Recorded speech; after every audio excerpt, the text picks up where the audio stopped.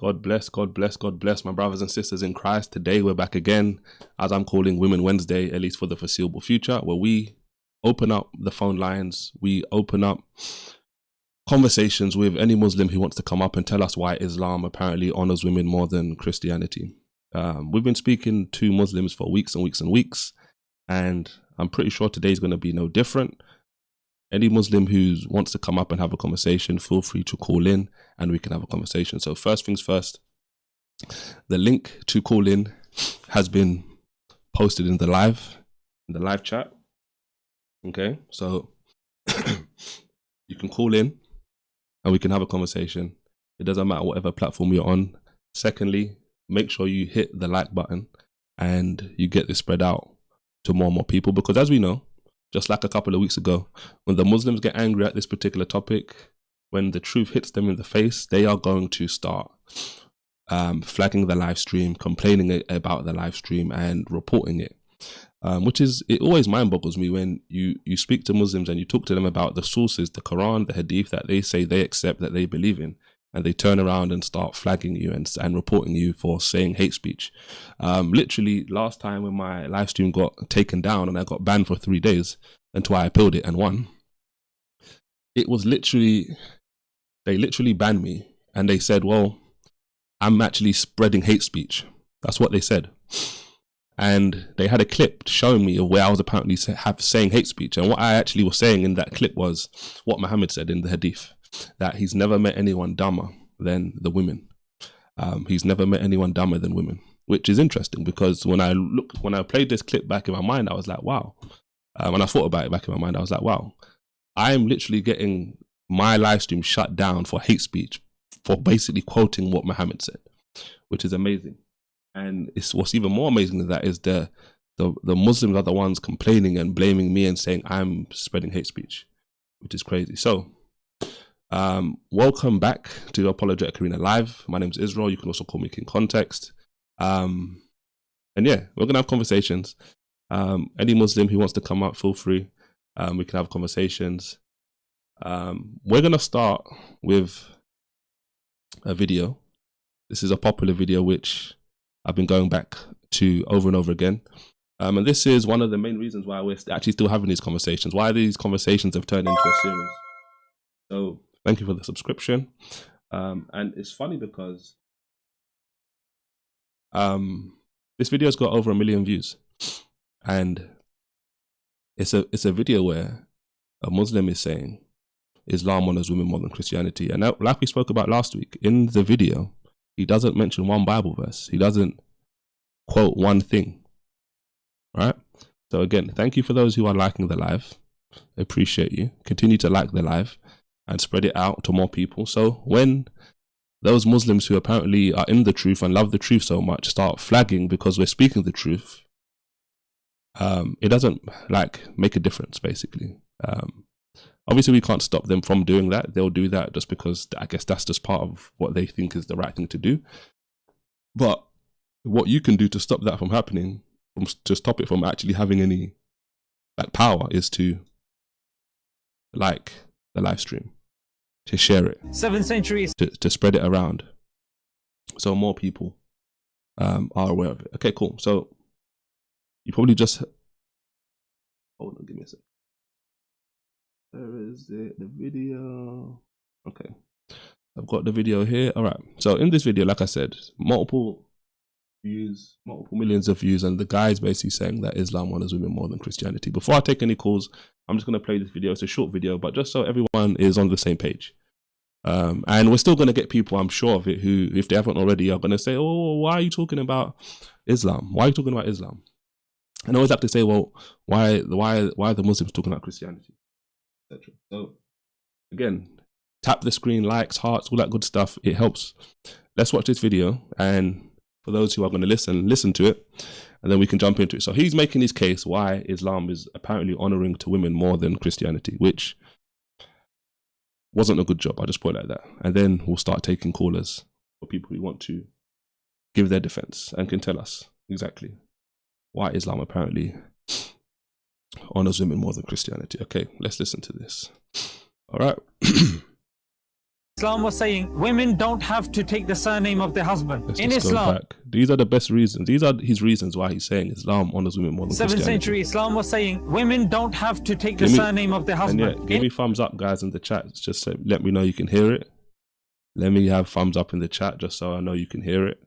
I don't want to play it if you can't hear me, or if you obviously can't hear the video. That kind of defeats the whole purpose. All right. Thank you for liking the live. Excuse me.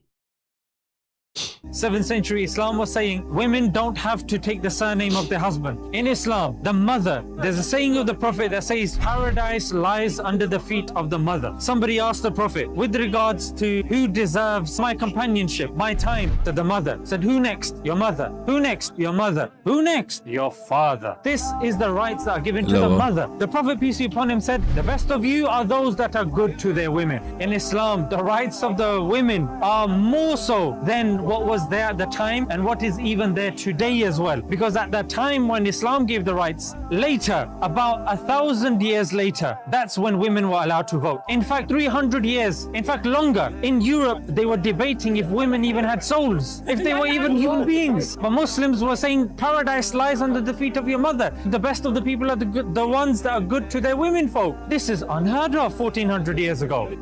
This is unheard of 1400 years ago. And the funny thing about this, right, there's multiple things he said. We're going to start taking callers in a moment, all right? I just wanted to play that video just as a preface for people who are going to come in, who are already here and listen to these conversations, who are wondering why would a Christian start having these sorts of conversations? It's because of stuff like that, lies in simple terms like that. A video which is talking about how Islam honors women more than Christianity doesn't even mention one single Bible verse, doesn't mention one doctrine of Christianity, one teaching from Christianity, and just says a bunch of stuff about Islam. So you might as well have just said why Islam honors women, etc. But for whatever reason, he wanted to put Christianity into it. And it's funny because he talked about how a lot of the stuff he was saying, he's like, look, these are things which are unheard of, which is mind-boggling when you even understand just a little bit about what the Quran actually says. So, all right, let's do this. All right, all right. So let's jump into some callers. My TikTok comments aren't coming through the way they normally do. I need to get that fixed because this is the second stream where it's been doing that. But I'll try and get into some of those messages anyway, as best as I can. But let's see what we have today. Okay.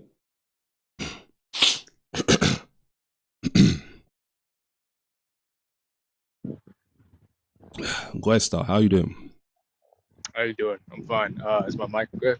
Yeah, it's all right. It sounds a bit... Are you walking or something? Yeah, I'm in the park right now. I'm just walking. Okay. You're Muslim? Yeah, I'm Muslim. Okay, cool. So today we're talking about why Islam doesn't honor women more than Christianity and why Islam is bad for women and Christianity is better. I assume you disagree, right? Yeah, I disagree.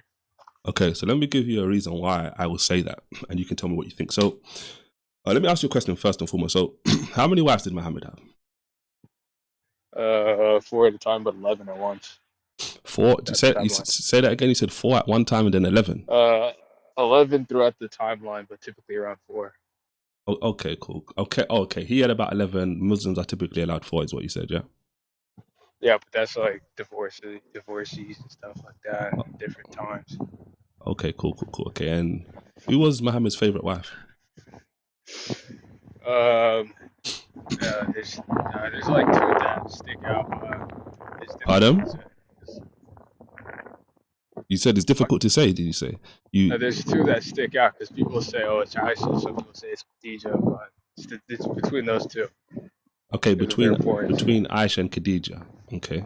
Yeah. And which one of those wives is known or is called the mother of the believers? Maybe I don't really delve into that. It's not my school of thought. Okay, cool. What kind of Muslim are you? Quran only? You accept Hadith? Probably like Sunnah with Jamaica, so like just Sunnah. That's about it. So you do accept Quran, obviously you accept Hadith, yeah? Yeah, pretty much, yeah. Okay, so one of the reasons why I'll say Islam is bad for women is because Aisha, in your Islamic sources says she's never seen. She says the Islamic women, the Muslimas, are the women that suffer the most. She hasn't seen people suffer more than the Islamic women. What do you think about that? In what context? In the context, okay. Before I even tell you the context, does it matter what context? If Well, she's it kind of does. okay, so if she's saying she has never, the women in Islam, the Muslims, don't suffer more than any other kind of woman. You believe? Give me a context in which it would not matter. If you get what I'm saying. Because Muslims suffer more than any other type of people in general, men or women. Adam? So that obviously go down to all women. I'll say to all men. I'll say to all people that are Muslim, just generally suffer more than all other types of people. Okay. The context of superposition comment. Okay. The context was in this particular source was about a Muslim man beating his wife. Okay. So what do you think about that now? How was the beating? Pardon? Explain it. Explain how was the beating. Someone came to Aisha, the woman who had been hit by her husband came to Aisha, and her response was, part of her response was, I have not seen any woman suffering as much as the believing women. Okay. Why so? Pardon? Why so? Well, she said that because, like I told you already, her husband had beat her. So, what do you think about that? And that's the general suffering of the general Muslim population. You can say that the most suffering children in the world are Muslim children. The most suffering men in the world are Muslim men. Because it's specific to Muslim people that they suffer the most out of all people. Obviously, you asked me the question, what context was it? What context is this speaking about? I gave you the context. Now you're telling me about how, well, generally Muslim women suffer for various different reasons, etc. It's a what? I already told you it's a superposition. It's a broad position. Why is it a stupid position? I didn't say stupid. I said superposition. It's a superposition. Did you say? Yeah. Super. Yeah. What do you mean by that? I'm not understanding the point you're making. So grammatically it means if you make a position like a gram position, like all people wear blue shirts, and then you say all kids wear blue shirts. Saying all kids wear blue shirts is a superposition. Okay, what does that have to do with what we're talking about? Because apply that to what we're talking about. So you can say that to Muslim kids suffer the most, Muslim men suffer the worst, Muslim workers suffer the most. Anything Muslim suffers the most out of people. So okay, she didn't say Muslims are suffering the most though. She said she's never seen a Muslim woman suffer the most in general. Muslim women. That's context of it. That's not what she's talking about though. She's saying she's saying the women, the Muslims. Yeah. She hasn't seen any Muslim woman suffering more than any other woman. They suffer the most. And the superposition is Muslims suffer the most. This is why, again, you asked me for the context. The context is in regards to being beaten by a husband. So this is the action that caused her to now make this statement. Yeah. And again, Muslims suffer the most. So if no, she's not saying Muslims suffer the most. She's saying Muslim women are the ones that suffer the most. So, I'm not saying she is saying that. I'm saying that the general fiqh and sunnah is saying that Muslims suffer the most. Okay, we're not talking about that though. We're talking about what we're talking about Islam, right? We're talking about what Aisha is saying in this particular source. She's saying, she basically, based on this source, she's agreeing with what I'm saying.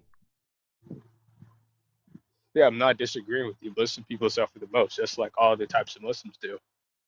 Okay, so you agree with what I'm saying, but you're trying to explain it away to just say, well, it's just general suffering. Muslims suffer the most for various different reasons.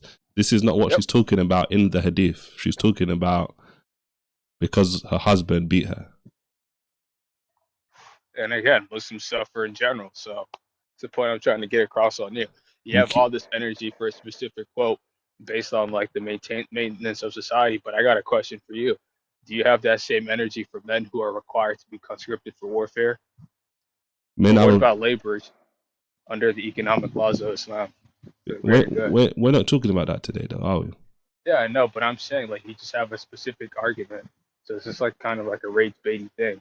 Because I never really seen people say, "Oh man, Islam is so bad because we have to do X, Y, Z for these other types of people." It's specifically about women, you know, Well, personality for well, other people.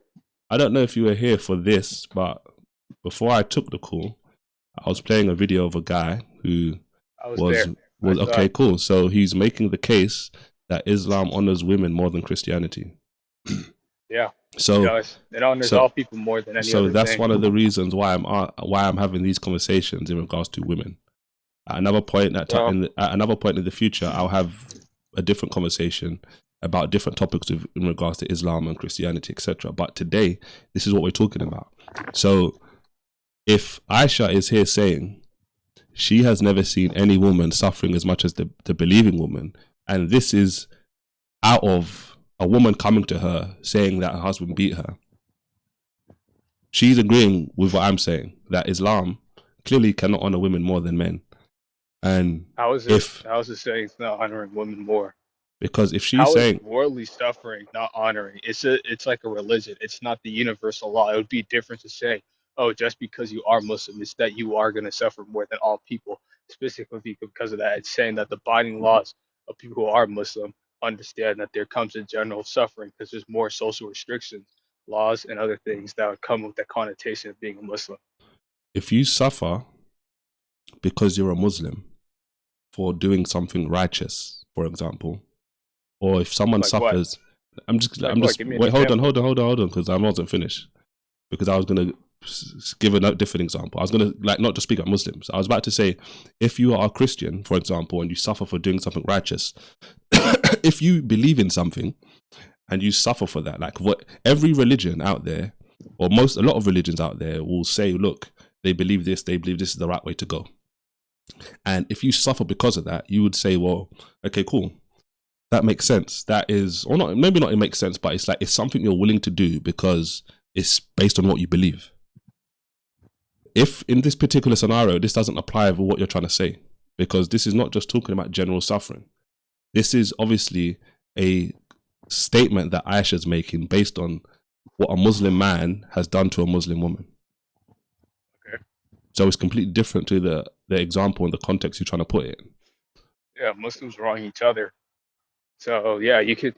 I don't think people realize this, but beating your wife isn't like this glorified thing in the religion at all. Like it's in the context, like yeah, it's allowed, but it's like heavily enforced that if you're at that stage, you got a divorce. Like it's not something glorified, like oh, you have to beat your wife. It's hey, don't hit your wife too hard. You know, don't keep fighting at a minimal, and also just divorce pretty much. So it's not a Obviously, glorification of beating. It's not saying oh, you have to endure domestic violence. It's saying that hey, endure and do whatever. I'm not saying it's glorified today. That's not my point. The point, funny enough, I'm even trying to have a conversation about isn't even necessarily right now about the beating of the woman. It's more so about what Aisha said. But if you want to get into beating of women, etc., the problem isn't that you can beat your woman a little bit or to a varying degree or you can't break bones. Like, that's not the point. The problem with a husband being able to beat his wife is that he can actually beat his wife. That's the problem. Okay. Yeah. So And so here's the you thing: don't you can so do that. You go you on. can do that in the world automatically, like laws or not. You can still beat your wife, but it's the degree of the moral system the religion says. If you get to that point, you pretty much have to divorce. That's sunnah itself. It's not a glorification of beating it, and it's not Again, really allowing to an extent. again, I told you, I'm not talking today about whether it's glorified or not, Yeah. and whether the world does whatever the world does. The world doesn't live by any objective morality. So we both will agree on that the world is going to do what the world wants to do and what the world thinks is right on any given day.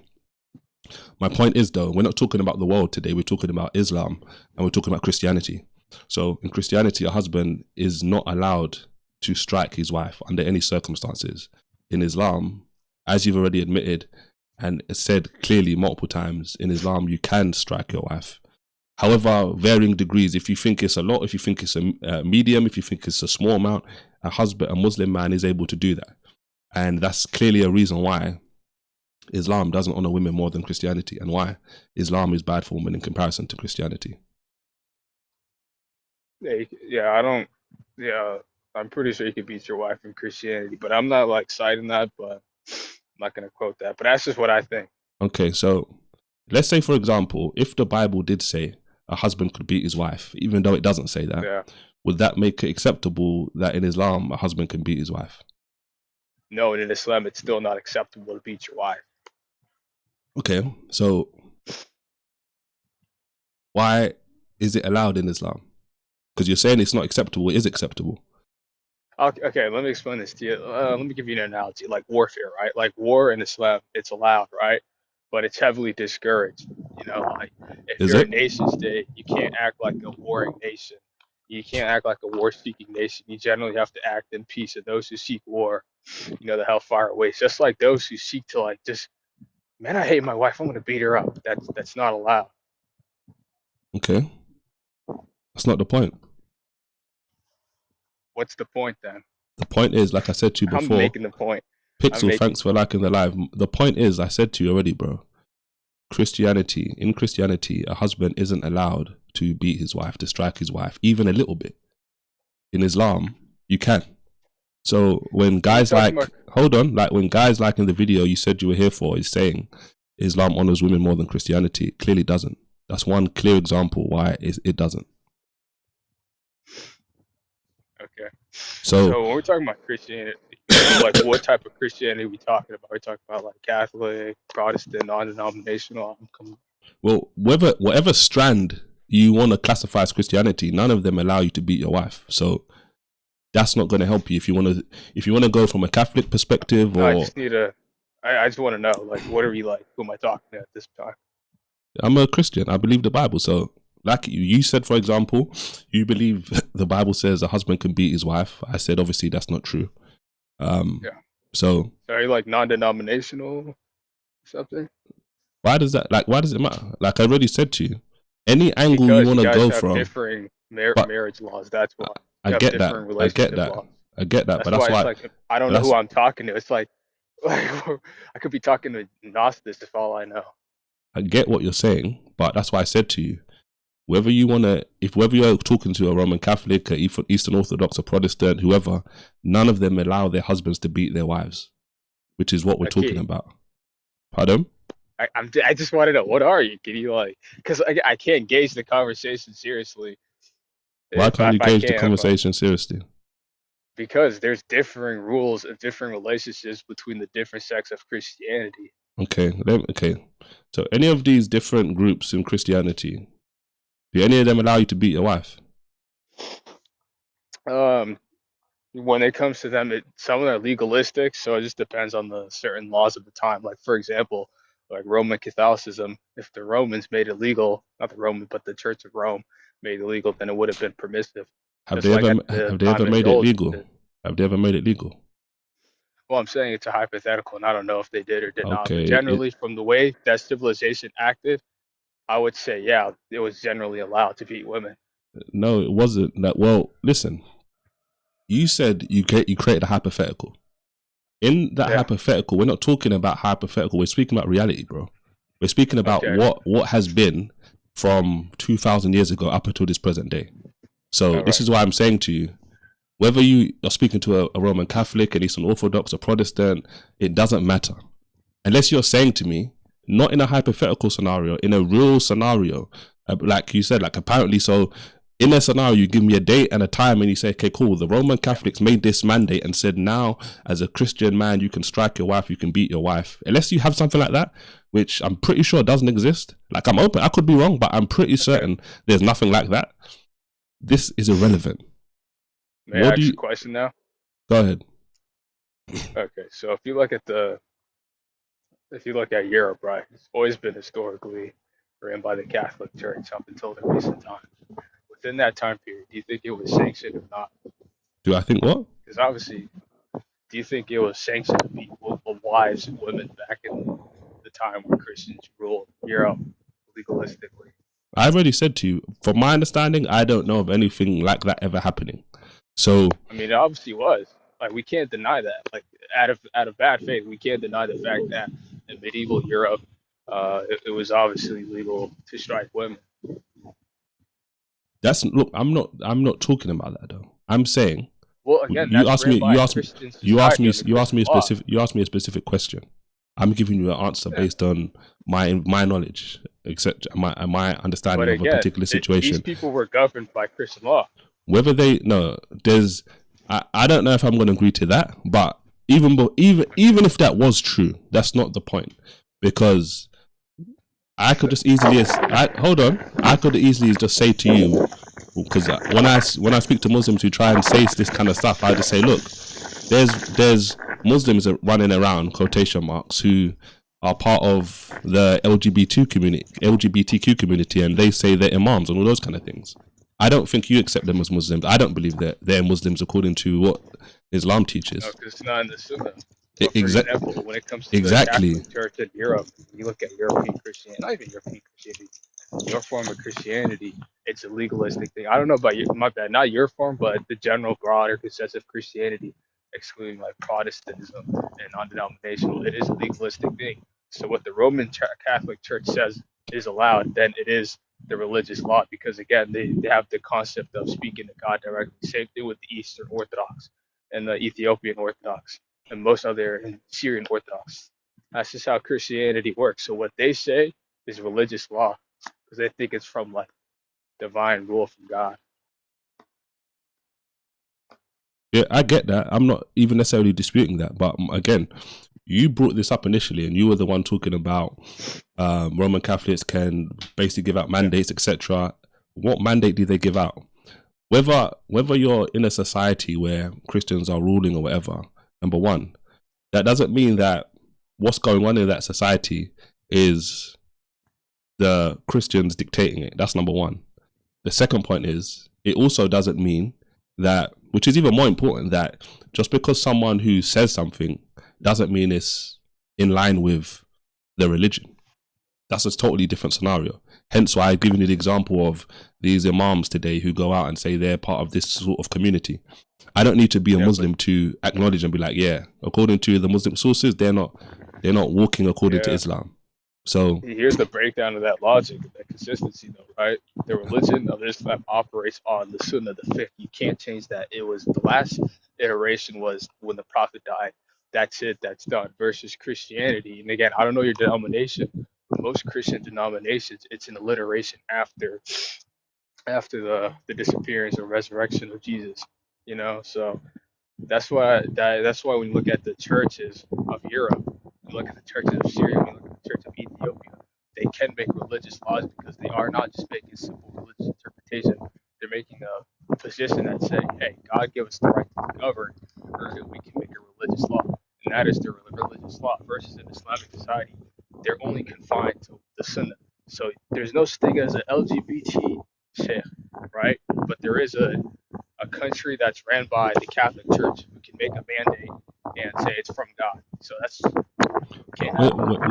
we're not even disputing here in our conversation whether they can do that.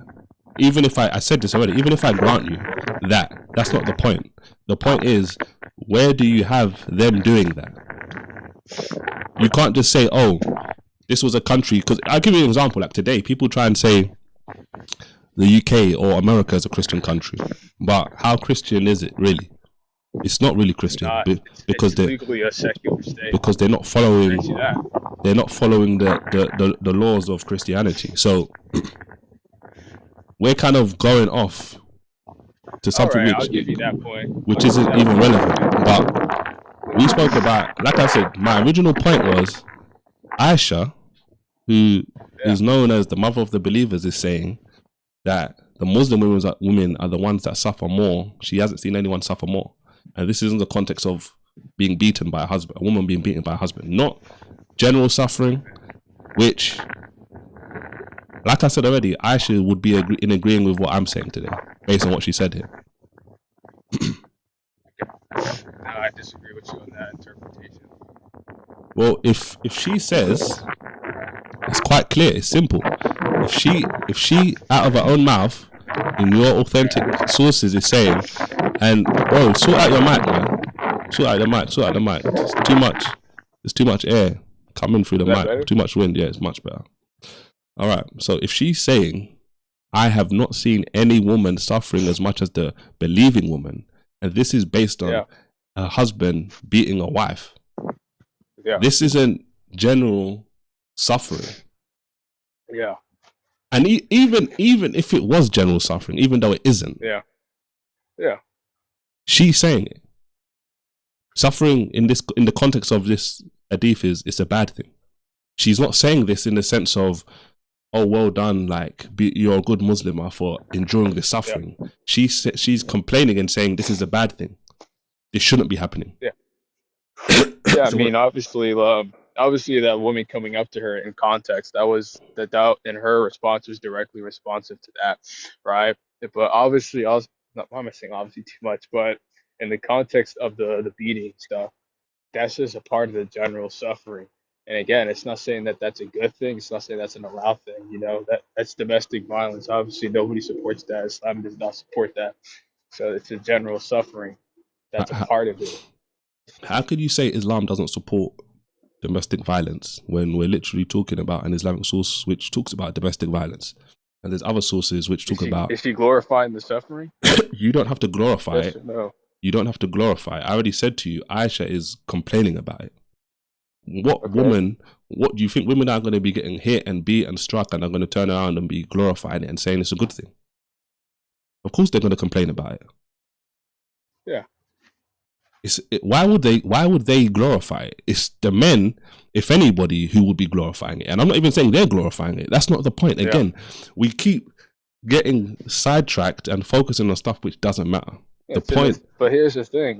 It's like that's a specific clause to reduce the social impact of things like, hey, divorce, right? It's also saying if you get to that stage, you also have to. It's pretty much like, hey, you got a divorce, right? But it's giving you more leeway in a relationship, in a sense. It's giving you more leeway. What do you mean? What's giving you more leeway for the husband to strike his wife? Yeah, I mean, think about it like this: if you there's a lot of domestic violence in all types of places in the world, right? Still to this day. If we just said, hey, if you get one domestic violence charge on both ends, it's an instantaneous divorce, right? And let's say that it's a lot of couples, right? Then you would just be nuking most modern families. And that's why today it's not a supported thing to divorce automatically. So to keep the maintenance of society, you still have to have these things. But the Islamic sense is saying, hey, if you guys get to that point, it shouldn't be the state just automatically splitting you guys. And it's not saying, oh, you don't need to punish the guy. If you're a state, you have the right to punish that guy, Islamically speaking. But it's also saying, hey, if you get to that point, divorce. But before a divorce, a husband can strike his wife. Okay. Are you not seeing the problem? I'm going to keep taking you back to this. This is the problem. I see, obviously, like, hitting your wife is a problem. Nobody on earth rationally is saying beating your wife is good. The Quran is not saying beating your wife is good. They're saying it's all bad. Everybody's saying it's bad. It's just the saying that you're giving leeway not to nuke the entire relationship over one instance because somebody got mad, somebody woke up in the bad side of the day, or something like that. So who would be the person in what you're saying that woke up on the wrong side of the bed or got mad? Look, you and I are both lying if we never said that we never seen a domestic violence in our family or our personal lives or ever heard of somebody out there, right? And if everybody just said, all right, we're going to leave instantaneously, then most relationships would nuke. Just simple as that. Most relationships aren't this like lovey-dovey thing. Whether that's true or not is not the point. Again, I'm going to come back to the original point now. A husband in Islam is allowed to strike his wife. So you're saying, what it seems like you're saying is, this is the kind of thing which will help a marriage stay together. Because no, I never said that. It Okay. literally says after that point, it's encouraged for you guys to divorce. Are you No, like putting words in my mouth? it doesn't say that. What you talking about says that, because the verse that empowers men to beat women in the Quran says after these What surah things, is that? 434. After it says after those things, if she is obedient to you after, then don't have a problem with her Yeah. anymore. So what are you talking about? What are you referring to where it says divorce after? The whole point of 434 is talk to them. Sunnah says divorce. Talk to It's them. encouraged to divorce. Also, if she's not an obedient person, you naturally are going to divorce regardless.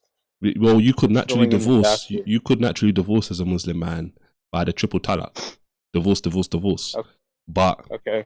that's not the point, though. A Muslim man knows he can do that. Which, if he's not going to do that, he's obviously got 434. He can speak to them. He can stop sleeping in the same bed or turn his back, and then he can beat her. He can strike her. Yeah. And a wife can also divorce.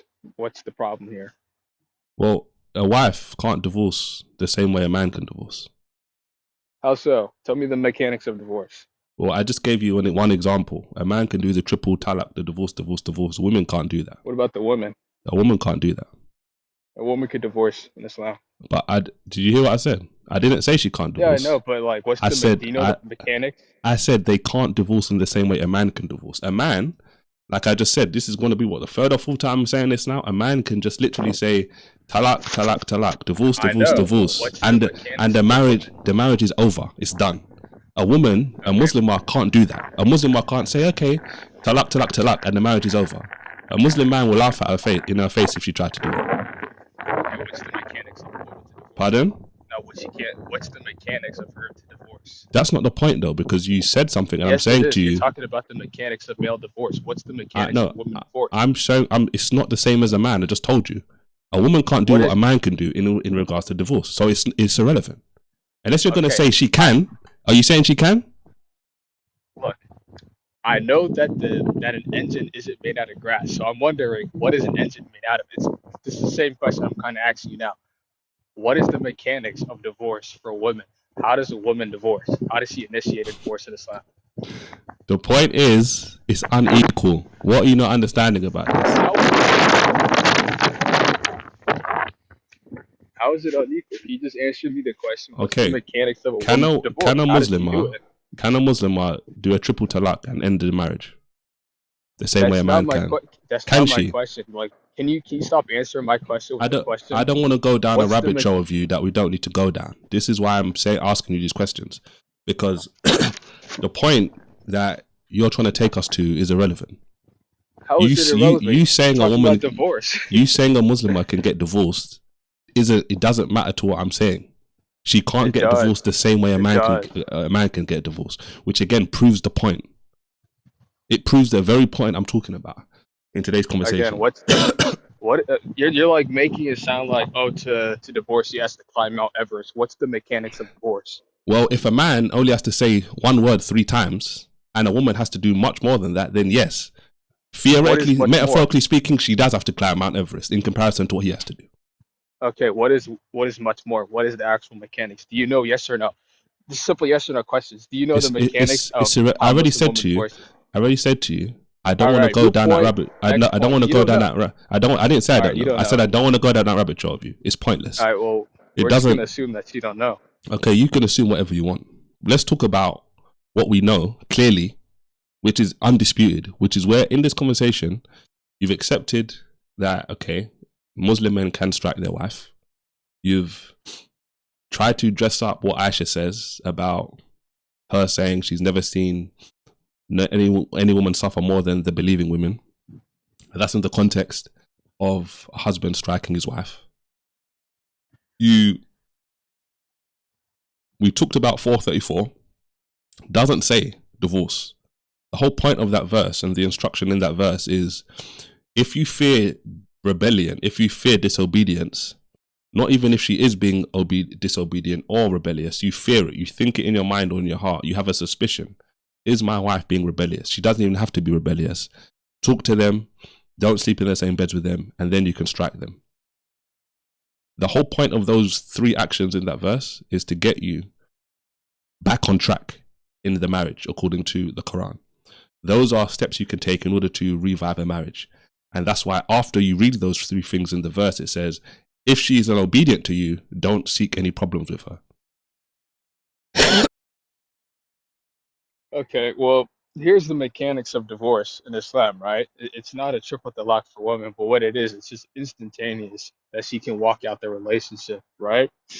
And then after that, there's a waiting period. Bro, did I ask you for the mechanics of marriage in Islam? Okay, you didn't want to answer it, so I just wanted to answer No, it but before you get to the next step. did I ask you for the mechanics? Well, we're talking, so I'm just giving you before you move to the next point. What's wrong Bro, with that? I don't want the mechanics. All I wanted from what you said, and from what you said so far, was she can't do a triple talaq. That's all that was necessary to prove the point I was She only making. needs to leave once. That's it. This is the point I wanted to make. That a She divorce has a lower barrier of exit. It's simple as that. She just has to walk No, out. she She doesn't have to do a triple talaq. Look okay, it up right now. It's called Cool. okay. Let me ask you a question. Yeah, what's easier? AHUL, look it up. What's easier, to say something out of your mouth or to do an action with your body? I'm pretty sure when you're divorcing someone, you're not just gonna say triple talaq. You're gonna actually say that, and then you're gonna have to initiate a legal divorce and metrics and other things. That's just basic Islamic system, basic Islamic law. You just can't walk out of a Let me relationship ask you. within a Let me Muslim ask you a principle or second not. time. Let me ask you a second time, because you tried to say this is easier. What is easier to do? Yeah. To say 3 words, or to pack up and leave the house, or even if you don't pack up, just to leave the house? What's easier to do? Mm. It's not just as simple as saying triple talaq and you're instantaneously divorced. I can go to my wife and say triple talaq. It doesn't make a difference unless I actually meaningfully say I'm going to divorce you and then I don't touch her for like 180 days. You're playing games now. What is harder? I mean, like, it's a Third pretty and semantic thing. final There's no metric. chance, bro. What is easier to do? To say 3 words or to leave the house? Leave the house, because it isn't just saying 3 words. Bye.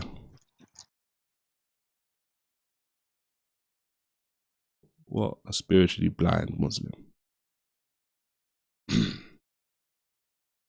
And you didn't hear him, but he actually even called me the N-word as he got dropped.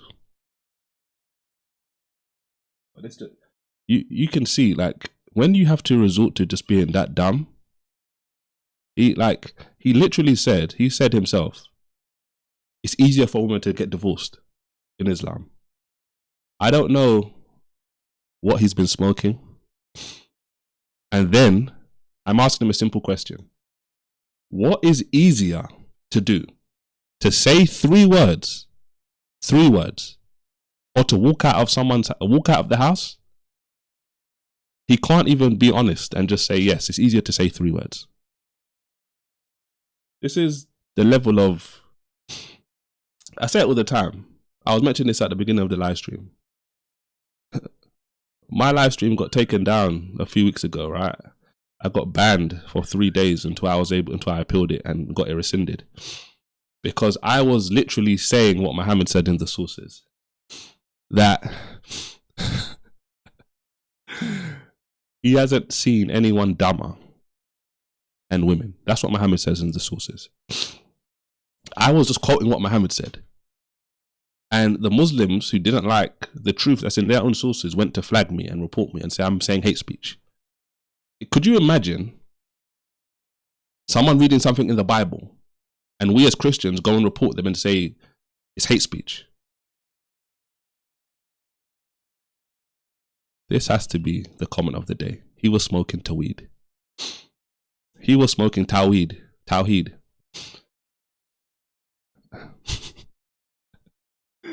This is crazy. So it's amazing. I was thinking about this earlier on, right? Apparently the free talaq, the free divorce, is a protection for the woman.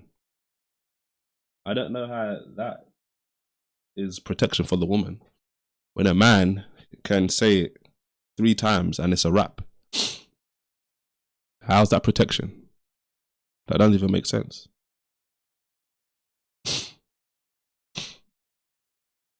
Muhammad's favorite wife, Aisha, she said she's not seen any woman suffering as much as the believing woman. So she's agreeing with us that, not with the video we looked at the beginning of the live stream where the guy is saying Islam honors women more than Christianity. She's saying, if you want to have it the worst, become a Muslima. That's what she's saying in another way. If you want it to be the worst for you as a woman, become a Muslima. That was Aisha's belief at the time in the 7th century.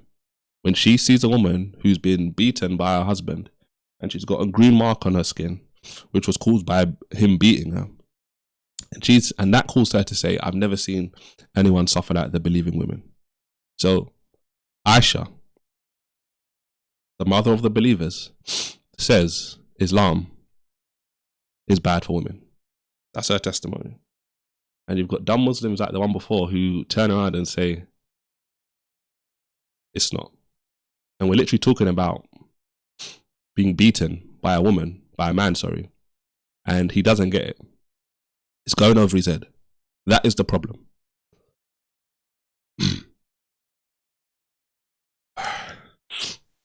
Yo, what's up, brother? Quran videos, how you doing? I'm doing good, alhamdulillah. How are you doing? I'm blessed. Okay, let me ask you a question. Right? Go on. I need to see if you're better than the previous caller. What is harder to do? To say 3 words out of your mouth or to walk out of a house? Which one's harder? It depends. Okay. It depends on what? In which situation and where. It depends on which situation, what? And where do you want to talk, like, at which point? What are you talking about, bro?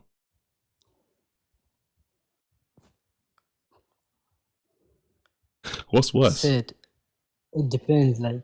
What's easier? Which what? It depends, bro. What? Okay. If I ask you to say 3 words out of your mouth, is that going to be harder for you to do than I ask you to walk out of your house right now and go somewhere else? Which one is harder for you to do?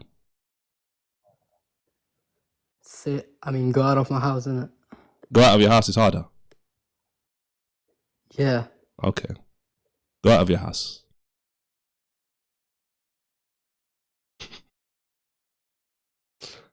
This is what we're dealing with, guys.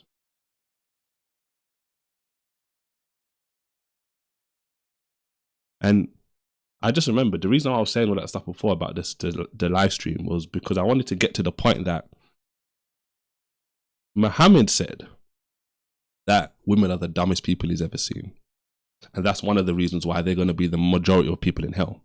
Most of the people in hell are women, according to Muhammad, because one of the reasons is they're the dumbest people he's ever seen. And the reason I was going down that pathway saying that stuff is because I wanted to say in relation to the last call, the 2 callers ago, and this last caller, I don't understand how they say women are deficient in mind. Women are half-brained. I don't understand that when you've got Muslim men like the callers we've had so far. You got to stay off that tawheed, fam. Trust me. Stop smoking that tawheed. It's not going to be good for you. All right.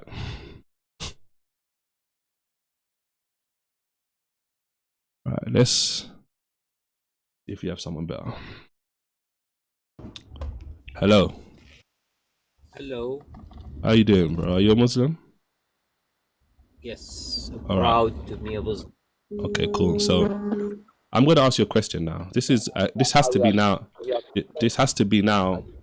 the test question to start to see if I can have a conversation with you. Bro, hold on, bro. Before we have any conversation, we've done our pleasantries. I just want to ask you one question. If you can't answer this question correctly, I don't want to have a conversation with you.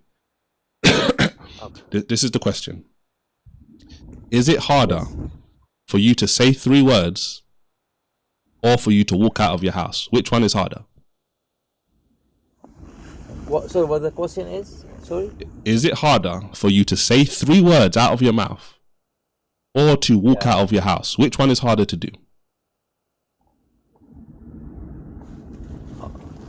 I don't understand the question. That's why I can't answer it.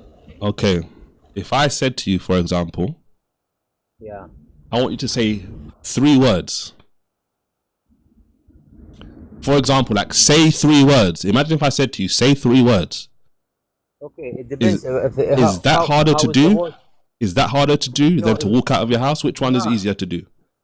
Yeah, but if the words is make me committed something wrong, I'm not gonna say the words. It's not sinful words. It's words that will be right in line with the God of the Quran. He doesn't mind if you say it. He's giving you the power to say it. Which one would be worse?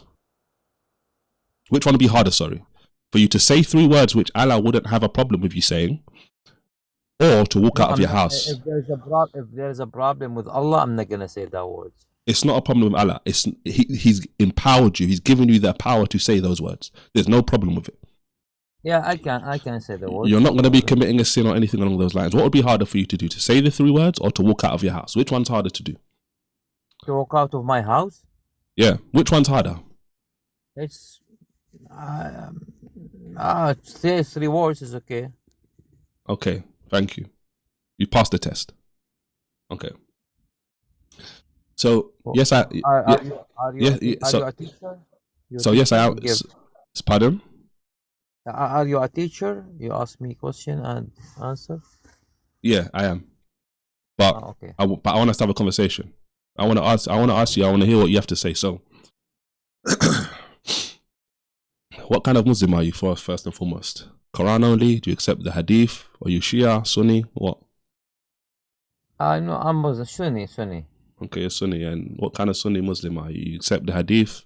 You accept the Sirah? What do you accept? I never have someone ask me this question before, but yeah, I accept the Hadith and accept the Sirah. Yes. Okay, so I've got another question for you now. Yeah. Guys, like the stream, by the way. Like it. All right. This is the question. Yes. How many wives did Muhammad have? How many wives? Yeah. I guess 9 or 11, something like that. This number. Okay, like 9 or 11. Okay, cool. So around 10. 11. Who was his favorite wife? Khadija for sure. Khadija for sure. Yeah. Certain. The first one, yeah. Okay. Was Khadija called the mother of the believers? Yes. She was. Yeah. Pardon? But for me, I love Mary more than Khadija. Was Khadija called the mother of the believers? Yes. Okay. Where was she called the mother of believers? Hadith. Which hadith? I don't know, Sirah maybe. Okay, in the Sirah she was called. I love Mary, the mother of Jesus, more than Khadija. Was Mary Muhammad's wife? No. Mary. So what does that have to do with what we're talking about? Because I love Mary more than Khadija. Because Mary was mentioned in the Quran. Khadija wasn't mentioned in the Quran. Okay, but that has nothing to do with what we're talking about. Yeah, but I'm telling you because Khadija, she is not a holy woman. Mary, the mother of Jesus, she was have more higher level than Khadija. But Okay. But that's why the Quran give her a whole chapter, yeah. Surah. Okay, yeah, cool. Because we love Mary, we love Jesus more than lots of people. Okay. To believe in Jesus, to believe in our faith. If we're not talking about Mary today. Oh, okay. We're talking about Muhammad's wives. Okay. What to do with that? Sorry. Okay. This question. I want to talk about how Muhammad's wife Aisha. Want to talk about how Muhammad's wife. Listen, man. Yeah. Okay. I'm listening. I want to talk about how Muhammad's wife Aisha. She said that she hasn't ever seen any woman suffering as much as the believing women. So, according to Aisha, at that time when she said this, Islam was bad for women, right? Is what? Islam is what? When Aisha said these words, yeah, Islam was bad for women, wasn't it? Islam is bad for women? Yep. Oops, who's told you that? Aisha told me that. The mother of the believers. Hey, my friend, you looks like you know nothing about Islam. I don't know anything about Islam. Yeah, you read maybe from your sources, but you don't know. Is Yeah, Bukhari you my know. source? Yeah, okay. No, you Is go, Bukhari no, hold on. Is Bukhari my source or your source? What Masus? Is Sahih or Al-Bukhari your source or my source? Yes, my sources. Yeah, Okay, okay. so why are you saying I'm reading from my sources? No, buddy, you misunderstand this point. You know the prosecution. Sorry, you know about the bad woman in the world now. You know, sorry about that, but the people they disrespect the woman. Where the most disrespectful woman in the world? Do you know where? The Christian countries, Holland, Italy, Amsterdam. No one is respecting the woman. Did For did me, did did Aisha say that the Christian women were treating their women worse than Muslim women, or did she you say guys, the Muslim women were the worst? They were suffering the most. What did Aisha say? I don't care what she said. I care You, what I see. you don't care what she said. I don't You care. don't care what you don't care what I care what I Muhammad's see now. favorite wife said. You don't care what Aisha said. I see a respectful woman in my country, in my religion. In the same time, in the Christian world, they don't respect the Christian woman.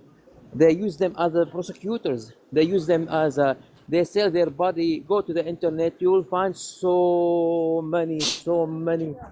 Sorry, you're gonna spot so many women for sale. Why are you rejecting what You Muhammad's don't wife believe. Aisha said? I don't care. I don't care what she said. You I don't care care what now. Muhammad's wife Aisha said in your I authentic don't care. sources. You don't care. I care now. You don't care. I care now about how we treat the woman, how we treat our mothers, how we treat our sisters. In the same time, you don't treat your sister the way it's supposed to. So You don't treat your Aisha cared about the women, but you apparently don't care about the women because you don't care what Aisha said. But you lost here. You have to care about the people now. Forget about 1400 years. Okay, Muhammad says, take care of your mother, take care of your sister, take care of your wife, take care of your daughter. Muhammad, he gave us these steps. So we take care of the woman. In the same time, in your country, they sell the woman. They sell the woman over there, here and there for money. They give her money and she works as a whore to get to pay off her rent or stuff like. In my country, we don't have that. You You know, don't have that's that. difference now. You don't have We that. don't. No, we don't. Oh my God, you can't say. You know, buddy, if you go, I'm in Canada now. It's easy for me to go to a girl. I just pay her $100 and do whatever I want, and she's a Christian. She's But a in my Christian. country, we can. In She's a my country, we Christian. can. She's a In my Christian. country, we can. Yeah, but in my country, we can. There is a rules. There is a respect for women. There is a respect for mother. There's in Canada, let's say, there is a lot of retirement homes for old people because when the people getting old, they throw them in that retirement home. In my country, we don't have it because we respect the mother and father. Let me ask you a question. Why Yes. would a Christian woman be taking part in? Why would a Christian woman be taking part in selling herself? Because they need money. Because nobody respect them. Nobody take care of them. Nobody wants Nobody them. takes care of them. Nobody takes care of them. Nobody in my country. Yeah, in my country they take care of the woman and their sister. Let's say if my sister needs money, I pay her because my religion, my prophet, my tradition asked me to help her. Okay. But in Canada, they're gonna say, okay, you know what? Go do whatever. I don't care. You go get money. So the Paying girls here, paying a woman money to have intercourse with her, is that good or bad? pay the woman what? Giving a woman money, like you just said, in Canada, is that good not or bad? The woman, to my sister. Is that good or bad? Not the woman. Giving money, Sister, no. I'm asking you a question now because you're now diverting to something else. You're now diverting to something else about apparently Christian women who are selling themselves. So I'm asking you, is selling yourself for money, giving a woman money and having intercourse with them, and then going away, is that bad? Is that It's bad? bad. Okay. Yes. So if someone tells you to do that, that's bad. That person is bad, right? Yes. Okay. So what if Muhammad told people to do that? Then what? He asked us to respect our sisters, to No, respect no, our no, no, no, daughters. no. Listen to my question. Yes. If Muhammad Yes. said you can give a woman some money and have intercourse with her and then leave her, is that good or bad? That's bad. Muhammad didn't say us to do that. He didn't tell you to do that. No. He didn't let you do that. To give a woman money to do the wrong things. Are No. you sure? Muhammad always ask us Are you to sure he make didn't a do good that? deal. Buddy, let me finish. Muhammad No, no, always no. ask Listen, us listen, to listen, make. listen. Just answer my Yes. question. Are you sure he didn't do that? I answered you. I said no. I Okay, answered you. Why okay. you So, laughing? so if he did do that, then what? He's bad, yeah. But you lost. Trust me. Okay, look now. Look now. Who is the most prosecution moment in the world? Christian countries. Okay, Thailand, okay. Hold Italy, on, hold on, hold on, Holland, hold on, hold on, hold on, hold Canada. on, hold on, hold The on, most the hold most on, hold on. prosecution I want to read something concerning to you. women. I want to read Women something to you. trafficking. I'm going to read Women in something to you. trafficking in the Western Stop people. talking. Stop talking so I can read Okay, something but to you. okay, but I'm telling you. Respect your Islamic sources. Respect Okay, them. sorry, but I'm Okay? telling you, the Just most listen. Just trafficking listen. woman, Just listen. Just I will, but listen. I I don't want will, to I talk. I will. don't want to talk about your fabricated stories that you're making up and all this kind of stuff No. It's the same about thing. worldly people. I want to talk about what's set in stone in your Talk sources. about the West Bec- people, no, Western we're not countries. gonna talk about the West. Let's talk about Western countries, We're gonna talk about your sources. Yeah. buddy. You looks like from your accent, you are looks like from Africa. In Africa, what they did to you guys, the French and the English, what they did to African and the All right. I'm gonna mute you since you don't want to stop talking. Listen. This is. Let me even move this over. This is in the Islamic sources. And this is the guy who was just talking about how selling yourself is bad. This is Ibn Majah 1962. Ibn Majah 1962. Listen to it. It says, we went out with the messenger of Allah on the farewell pilgrimage. And they said, O messenger of Allah, celibacy has become too difficult. Celibacy has become too difficult for us. He said, then make temporary marriages with these women. So we went to them, but they insisted on setting a fixed time between us and them. They mentioned that to the Prophet, and he said, set a fixed time between you and them. So we went out with a cousin of mine. He had a cloak, and I had a cloak. But his cloak was finer than mine, and I was younger than him. We came to a woman, and she said, one cloak is like another.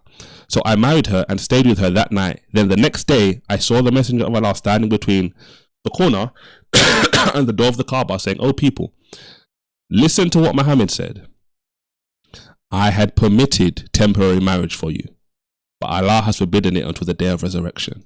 You know what's key about this part is I had permitted temporary marriage for you. So there was a point in time, you can go through the Muslim sources and they debate about whether this is still acceptable or if it's not still acceptable, whatever, because as is so often in the Islamic sources, you've got contradictory stuff. But what is clear and obvious, they all agree that Muhammad allowed this. At least the best case scenario is that Muhammad allowed this for a little bit. So that Muslim who's gone, by the way, because I guess he couldn't handle what he was actually getting himself into, Muhammad is the one who said that because the men couldn't handle their celibacy, they couldn't keep their secret in their trousers, he said, okay, cool, go and make temporary marriage. Go and marry a woman for a certain amount of time, get your needs met, and then leave them. And you've got this Muslim who was on before talking nonsense about apparently Christian women. Where in the Bible would you find anything which would give license to a woman who believes in God to go and do that sort of stuff? But Islam can't say the same. So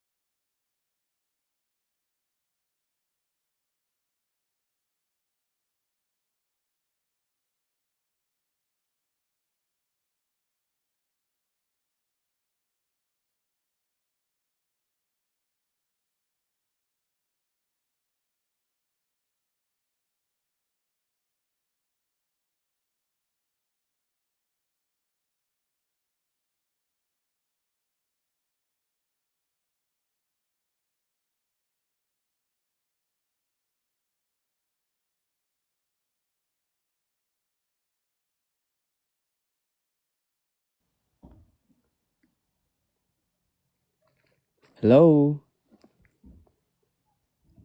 Brother, are you gonna turn your mic on? Hello. Okay. So first thing I wanna say Wait, hold is on, bro. How you doing, bro? You alright? yeah, Okay, cool. Are you a Muslim? yes. Alright. So now, because of today's live stream, I'm starting every conversation with a Muslim with one question. If you pass this question, we can have a conversation. If you don't pass this question, I can't have a conversation with you. I'm not going to have a conversation with you today. All right? Okay. All right, this is the question. It's easy. It should be easy. What is harder to do? To say 3 words out of your mouth or to walk out of the house? What? To say 3 words out of your mouth or to walk Yes. out? What is harder to do? To say 3 words out of your mouth or to walk out of your house? Which is harder to do? What would be harder for you to do?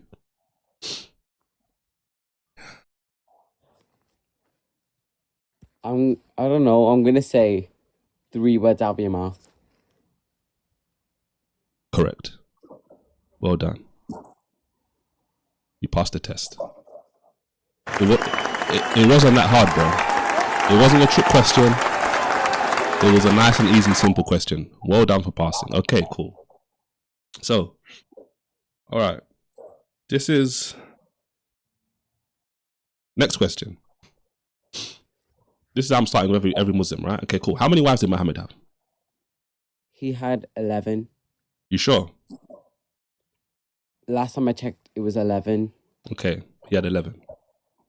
Who was his favorite wife? Aisha. You sure? The last person told me it was Khadija. Well, I'm not 100% sure, but it was either Aisha or Khadija. Khadija was his first wife, and people like to say that Aisha was the most pious. Okay. I asked the previous caller, was Khadija known as the mother of believers? He said yes. Is that true? Yes, because she's one of the first women to enter Islam. So because you're one of the first ladies to enter Islam, you have She was by the Prophet's side. You have the title of the mother of believers.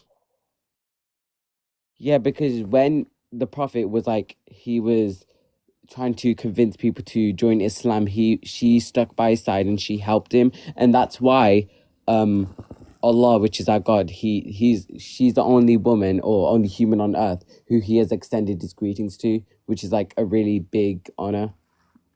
To Khadija. Yeah. Okay.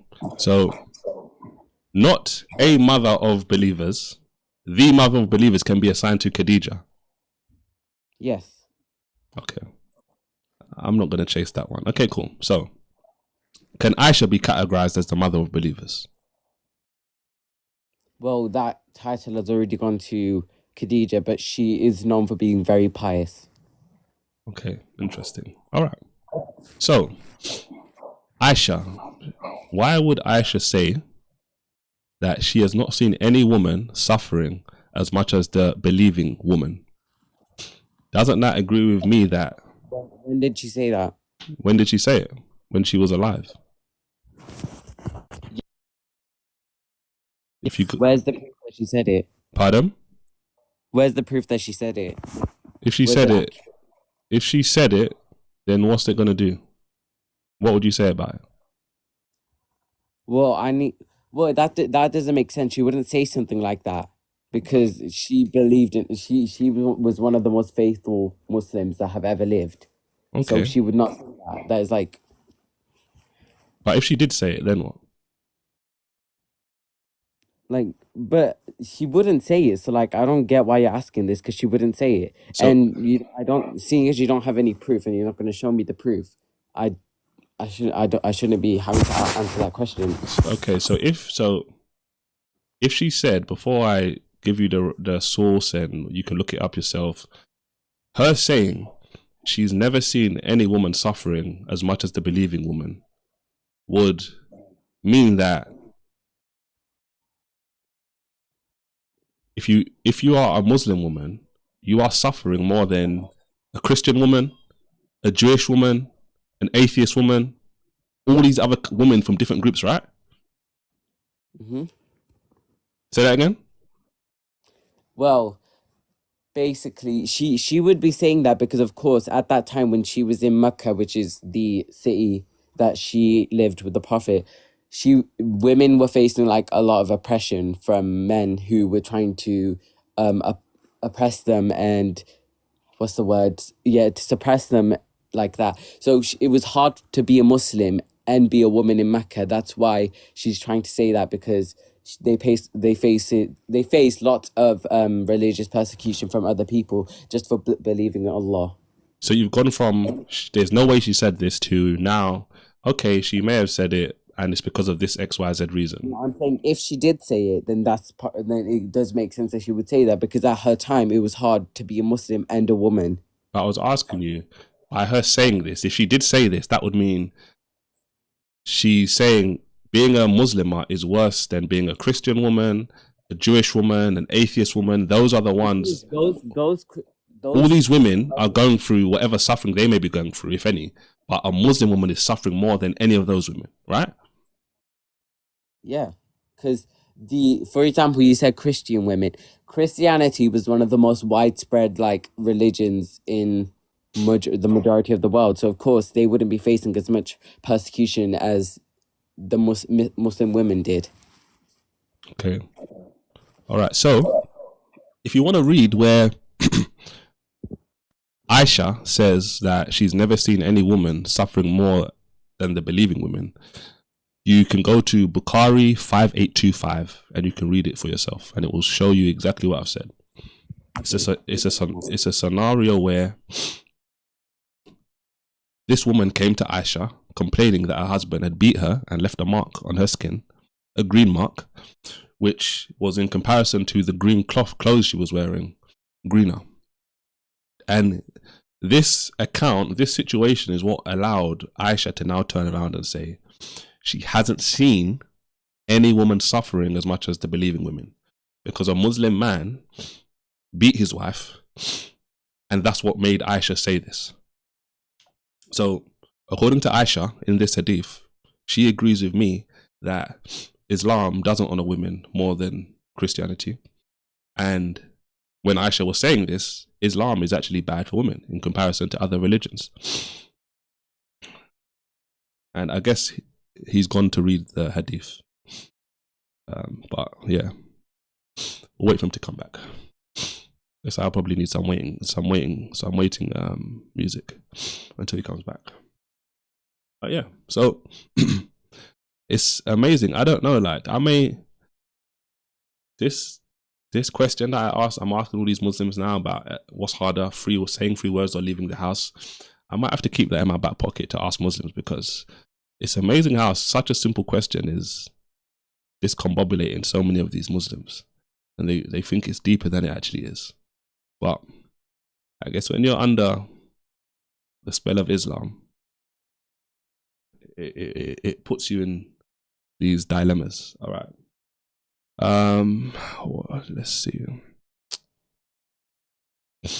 Shouldn't really be taking this long for him to read it. All right, let me bring another caller in. All right.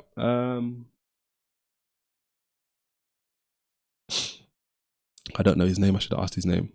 Hey, look, you're reading the hadith. Go and read it. Come back, call in, and we can have a conversation again in a little bit. All right? Or he's back. Okay, cool. No, wait. I'm gonna finish reading the hadith and then I'll join back. Yeah, that's what I just said. Yeah, cool. Yeah, read it and then call back. Okay. All right, cool. I'll chat to you later. What's your name, by the way? Hamza. Okay, cool. Good to talk to you, Hamza. I'll chat to you in a little bit. All right, Hamza.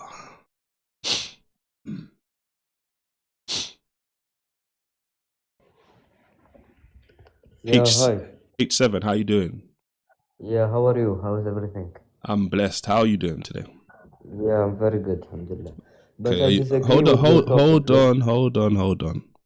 on, okay, bro? No, I'm telling you. Just hold on, relax, okay? Yeah, Are you a Muslim? of course. Okay, what kind of Muslim are you? Sunni, Shia? Sunni. Okay. Do you accept the Quran only, or you accept Hadith? No, we accept Quran, yeah, and Hadith. Okay, cool. Okay. Before I speak to any Muslim today, I need to ask you one question. Yeah, If go ahead. you don't answer this question Wait, correctly, wait, wait, wait, wait. listen to me. You said before you wait, wait, wait. You said Listen. before you speak to any Muslim, but we're Li- speaking with Muslim Marwan before, listen. yeah? Let's just listen to me. If you don't answer the question correctly, I can't continue to speak to you. If you answer the question correctly, I will speak to you. Does that make sense? Yeah, I will. Yeah, Okay, cool. So because I saw a lot of Christians in Muslim panels. When we ask them questions, instead of answering yes or no, they find ways. Yeah, bro, so go ahead. I'll answer you. this is the question. It's a nice, easy question. Thank you for liking the live as well. Everyone that's liking the live, I appreciate you. Okay, this is the question, H7. What's your name, by the way? Yeah, you got Hassan. Okay, Hassan. Nice to meet you. Okay, Yeah. Hassan, this is the question. What is harder to do? Is it harder for you to say 3 words out of your mouth or to walk out of your house? Which is easier to do? I really don't understand. Okay, if I asked you to say 3 words, is it harder for you to say 3 words or to get up, go down the stairs and open your door and walk out of your house? Which one's harder to do? No, 3 words is easier, of course. Okay, thank you. You passed the test. Okay, we can have a conversation now. All right. So you said you disagree with what we're talking about today. Your topic, yes. Okay, why do you disagree? Because first of all, why do you say that Islam is bad for women? I would like to have the question before I can give my own point of view. Okay, how many wives did Muhammad have? 11. You sure? Yes. Okay, which one was his favorite wife? Aisha radiallahu anha. Okay, Aisha. Was Aisha called the mother of the believers? Of course. Okay, was Khadija called the mother of believers? Nope. Are you sure? Because the last 2 callers I've spoken to, Muslims, they both said Khadija was called the mother of believers. No, there's certain, how do you call it? What we mean is that because when Khadija died and Aisha came, now she was the one called mother of believers. But, we're talking about, present sentence, for example. Khadija was past. Now it's Aisha, yeah.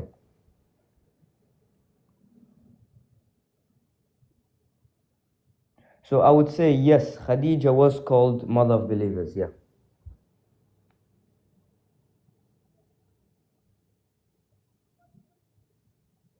Are you there? Can you hear me? Sorry, can you hear me? Yeah. Your mic went mute. Yeah, so I just said, so what you were saying, so No, yeah. hold on. So Aisha is the mother of believer once Khadija was gone. Yeah? Yeah, Okay, exactly. cool. All right, okay, cool. So one of the reasons we're talking about today why I say Islam is bad for women in comparison to Christianity is that Aisha, the mother of believers, said she has not seen any woman suffering as much as the believing women. So based on what Aisha was saying, she was saying that if you want to suffer the most, be a Muslima. If you don't want to suffer the most, don't be a Muslima. What do you think about that? Do you know what Prophet Muhammad said about Muslims and disbelievers? Why are we talk about why I asked you. No. Wait. Talk about why I asked you. Question. Do you know what he said? Talk about why I asked you. He said a lot of different stuff, but that's irrelevant to what we're talking about now. It's comparison. He said, for Muslims, this world is a prison and a paradise for the disbeliever. So which simply means that by being a Muslim, you will feel imprisoned because there's some restrictions for you to do. For example, she has to wear the hijab to cover herself up. You won't see a Christian woman wearing long robes and all of this to cover herself up. Some Christian women dress like that. That's not true. No. Wait. That's not true. She would wear tight clothes that can attract men. Will she? Right? Most of them. Most of them. What would a Christian woman listen? What would a Christian woman be doing? What would a Christian woman be following in the Bible for her to wear tight clothes to attract a man? No. I'm giving an example. It's not all Christians women. Most of them. You would see most of them. And I'm asking you, based on what you're saying, apparently Christian women dress in tight clothes to attract a man. What in the Bible? What would they be following in the Bible? No, I didn't say. What would they be following in the Bible? To attract men. Okay. That can attract men. Okay, drop it then. Drop that part then. Okay, cool. What would make a Christian woman dress up in tight clothes in the Bible? What would in the Bible would encourage a woman to do that? You know what? Wait. I'll bring you a Bible verse. Wait. Instead of all of that, the Bible is very holy, right? According to women, right? All right, so you're just diverting now. No, Okay, I'm cool. asking you a question. Back to the topic then. Why would the mother of the believers, Aisha, say that she's not seen any woman suffering more than the believing women? You know what? Let me bring you a verse of the Bible and you'll see why. Answer about your Quran and your hadith. Yes, exactly. Stop so running. Let me bring you the verse so you would have my answer there. I don't need anything from the Bible. The Bible isn't going to help you in this matter. Give me your reasoning why she said this. You were talking before, some of your reasoning was, what did you say? Well, it's going to be tough for Muslim women, etc. in the world, and there's going to be some pleasure. That's not what I said. Yes, that is some of what you said. For the believer. Yes, that's what you said. You said it's going to be... Because most Christian women, when they dress like that, they will feel that is what they call their freedom. Their freedom? Yeah? Yes, exactly. That's what you think. That's what you think Christians think freedom comes from. You're speaking on behalf. You're speaking. You're speaking about apparent Christians. Freedom is to dress however you like and do whatever you like without restrictions. Yeah. Why would you think that would be classified to us as freedom? I have a question. Where did you get that from? Wait. Where did you get that from? Listen. Stop running away from the topic. I'm not running away. Stop. You are running away from the topic. You're yet to answer why the mother of the believers said the worst woman she's seen in the worst scenario, is a Muslim woman. How can that be the case if Islam is apparently good for women? Yes, Islam is good for women, yeah. So why did she say that? Men, we protect our women. Yeah. If you protect your women so much, why was Aisha saying the complete opposite? She wasn't saying the opposite, yeah. I have not seen any woman suffering more than the believing woman. That is the exact opposite of what you're saying. You just said Muslim men protected their women. She is saying she hasn't seen any woman suffering more than the believing women. Yeah, suffering more, but suffering in what case? Yeah. Well, the reason why she said this was because a Muslim man beat his Muslim wife. That's what made her say this statement. No. That's not. You're going. You're trying to find some things that are not written in scriptures. You're saying it doesn't say that. No, it doesn't say that at all. Okay. No. Look. This is what we're gonna do. This is what we're gonna do. Yeah. All right. You go and read Bukhari 5825. Wait. No. Go and read Bukhari. Listen. Go and read 5825 Bukhari. Read it, and then you can see for yourself it does say that, and then you can come back and talk to me. Because clearly you're saying it doesn't, but it actually does say that in your sources. So go and read it.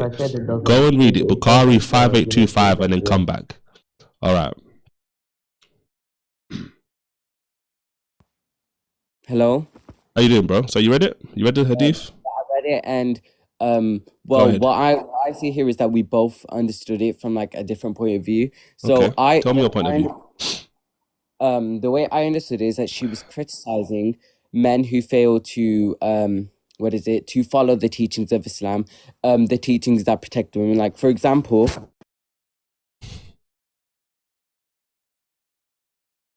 go ahead.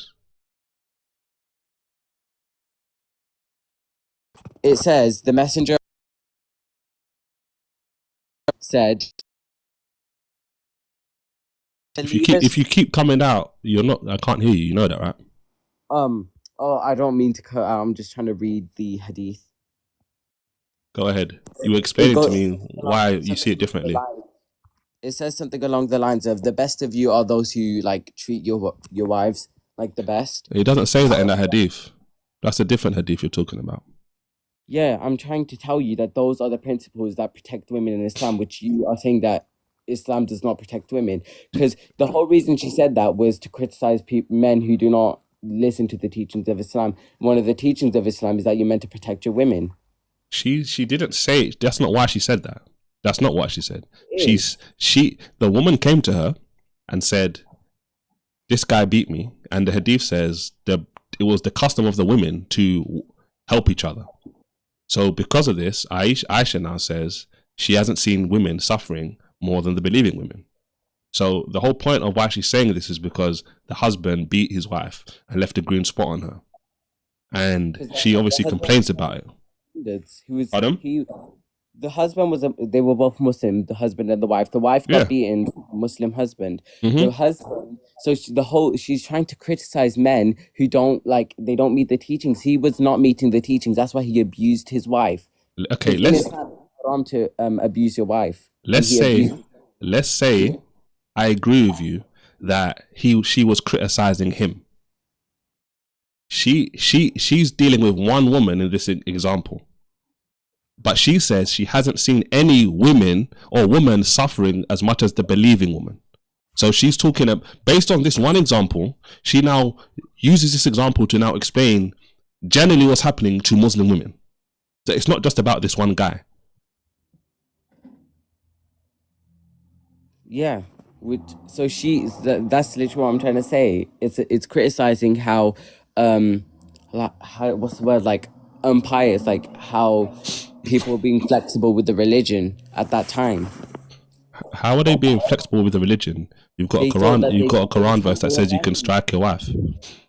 Yeah, the Quran doesn't say that you could. They said that you can't strike your wife, and they're being flexible about the religion. They think that they can change the religion for themselves, and that's why they're abusing their wives. How are they changing it? Is to show them that they're not above Islam. The hadith you were referencing earlier on about Islam saying they're not the best or whatever of Muslims, that very hadith, Muhammad gives the power to men to strike their wives because women were getting too rude. He doesn't though.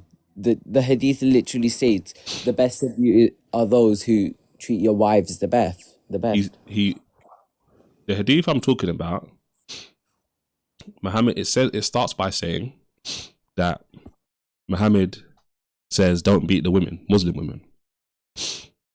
Then we're talking about different hadiths then. Okay, maybe we are talking about different hadiths, but in the hadith he basically says at the end, those that beat their wives are not the best of Muslims, or something along those lines, which he doesn't say they're not Muslims who beat their wives. And number two, he doesn't even say don't beat your wives anymore, like he had already said previously, which shows that he's double-minded. He's wishy-washy. That is not what it's showing, because like if I say to you today, I'm giving you the power, I'm taking away your power to beat women, and then you complain to me and say, listen, I know you said I can't beat women anymore, but my wife is getting rude to me now. Let me beat her. And then I say to you, okay, beat her. And then you go and beat her. And then women come and complain, and then I say, okay, cool. You guys that are doing this are not the best. Is that double-minded? Is that wishy-washy or not? Okay, but which hadith are you referencing? Is it wishy-washy or not? Yes or no? Well, I can't say that yet because I don't know if the hadith that you're referencing is actually accurate and it's real. But just the example I've given you, am I being wishy-washy or not? Say he did say that and it's from an accurate hadith, then that is wishy-washy. Okay, but thank you. I don't believe that there would be a hadith about that. You don't believe the same way you didn't believe there was a hadith in Bukhari that you went to search. You want me to give you another hadith for you to go and search and read it? Yeah, but we saw it from different perspectives. That's the difference. You saw it from a perspective people can see it from whatever perspective you want, but like we both have reason and logic and understanding. And everybody who's listening, everybody who's listening to what we're saying can make their own decision about who's actually looking and breaking down what is being said. What your argument about that hadith is, you adding a lot of stuff into it. I'm just reading it and letting what Aisha's saying lead me to the interpretation. If she's saying she hasn't seen any, if she say that again. You're interpreting it in a way that makes it seem like we're trying to show that Muslim women are better than all other types of women, like women who follow Christianity.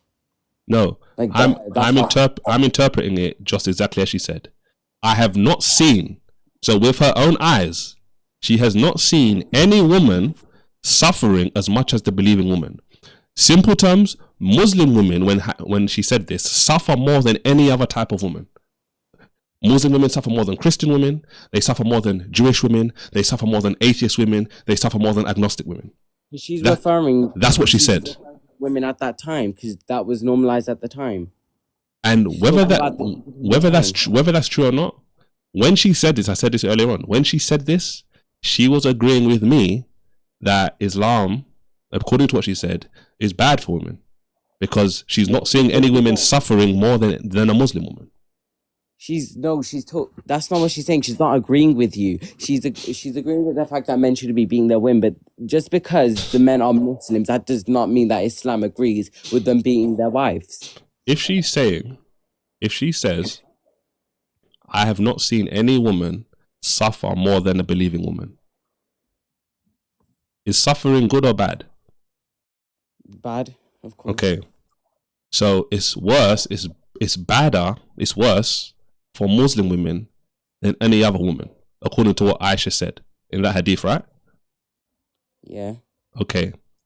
So therefore, when Aisha said this, she was in agreement with me in the fact that Islam is bad for women in comparison to, for example, today, I'm saying Christianity, but you could say Jewish women, atheist women, agnostic women, polytheistic women, any other woman. Because She couldn't see any worse suffering that was happening to women in that time period than a Muslimah. Because at that time, I told you, Islam was not a widespread religion. Not that many people were following it. Not that many people believed in it. So, of course, people would be like, they would bend like the rules of Islam if they would claim to follow it, but then they wouldn't like actually act upon it.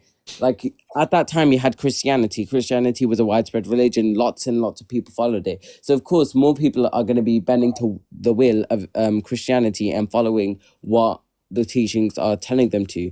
And based on what Aisha was saying, it was better for those women in regards to suffering than the Muslimah, right? Can you repeat that? And based on what Aisha said, it was better for the Christian women or the other women, whoever they were, than the Muslim women. Yeah.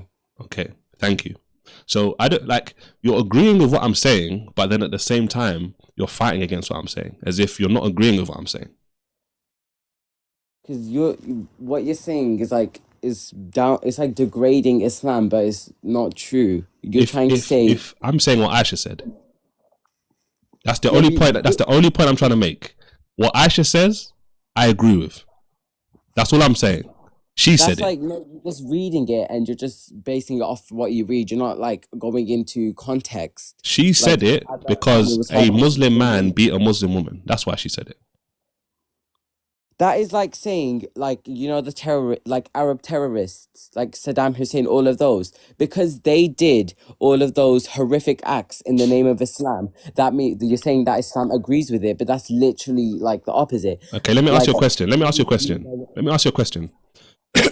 If I showed you how in the Quran and in the Hadith they were being good Muslims by doing that, would I be right if I turned around and said they were being good Muslims?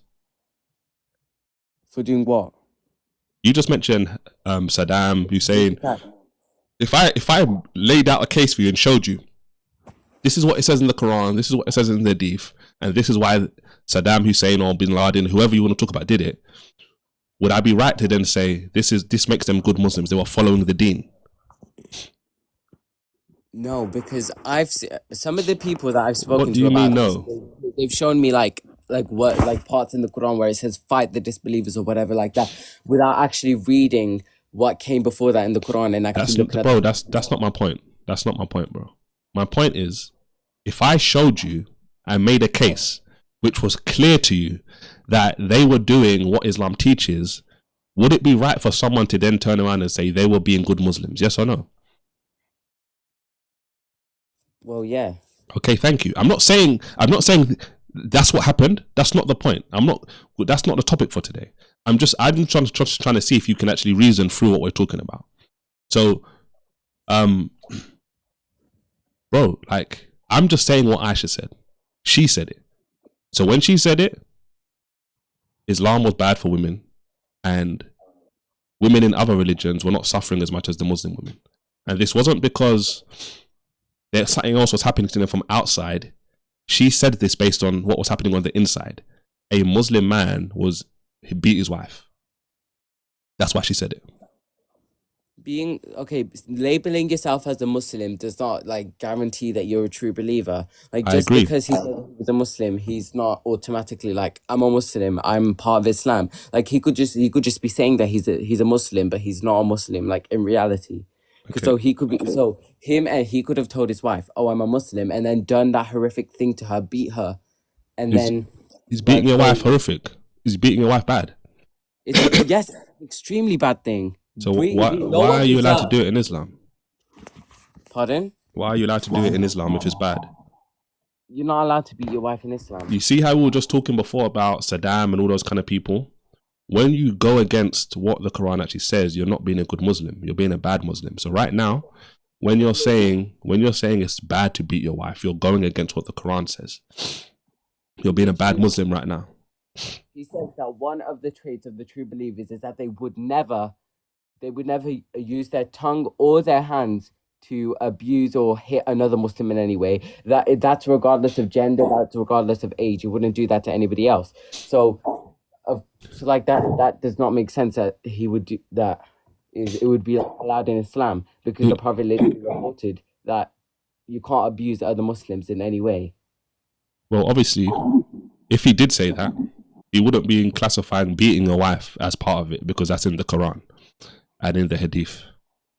So maybe it's a contradiction, or maybe you have to find the nuance in if you beat a woman in Islam, if a husband beats a wife, for example, in Islam, based on the parameters and the power that he has, that's different. That wouldn't be seen as unrighteous in Islam. That would be seen as him following the powers that he's been given based on the Quran and the Hadith.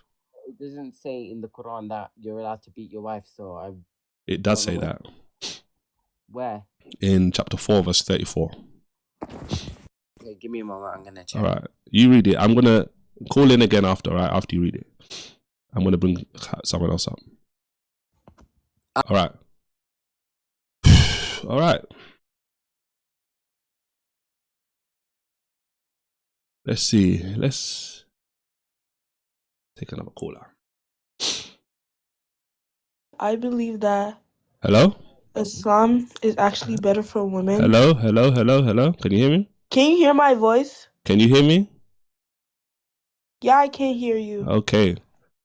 How you doing? Are you okay? I can hear you. Are you doing all right? Okay, I'm good. Okay. What's your name? Yeah. Actually, I'm Aisha. You're Aisha? Yeah. Okay. Nice to meet you, Aisha. Before we have a conversation, I need to ask you one question. Yeah. This is a question I'm asking every Muslim I speak to today. If you answer the question correctly, we can have a conversation. If you don't answer the question correctly, I'm not going to have a conversation with you. Understand? Okay. Okay. This is the question. It's very easy. What is easier for you to do? For you to say 3 words or for you to walk out of your house? Which one is easier to do? Actually, I don't quite know. Say 3 words as of what context? Just say 3 words. 3 words. They're not sinful words or anything along those lines. Just 3 words. To say 3 words out of your mouth or to get up and walk out of your house. Which one is easier to do?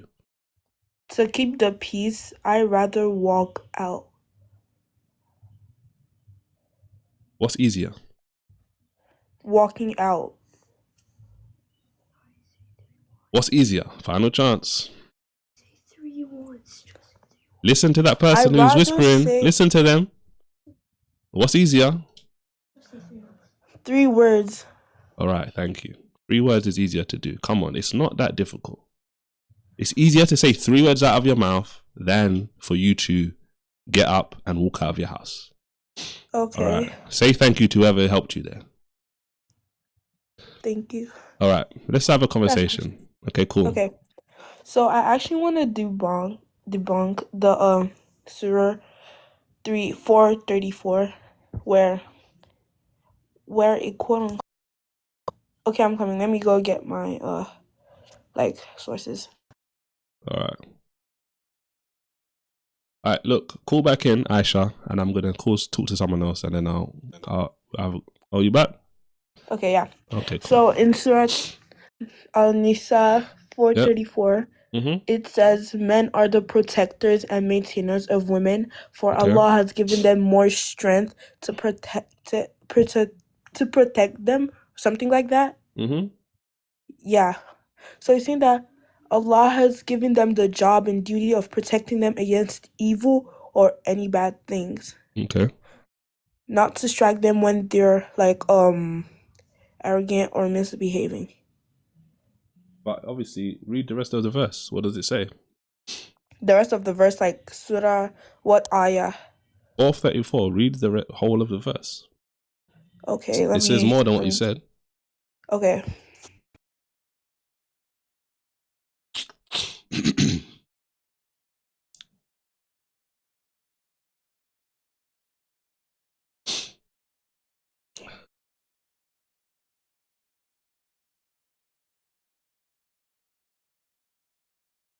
Apparently, it doesn't say that, guys.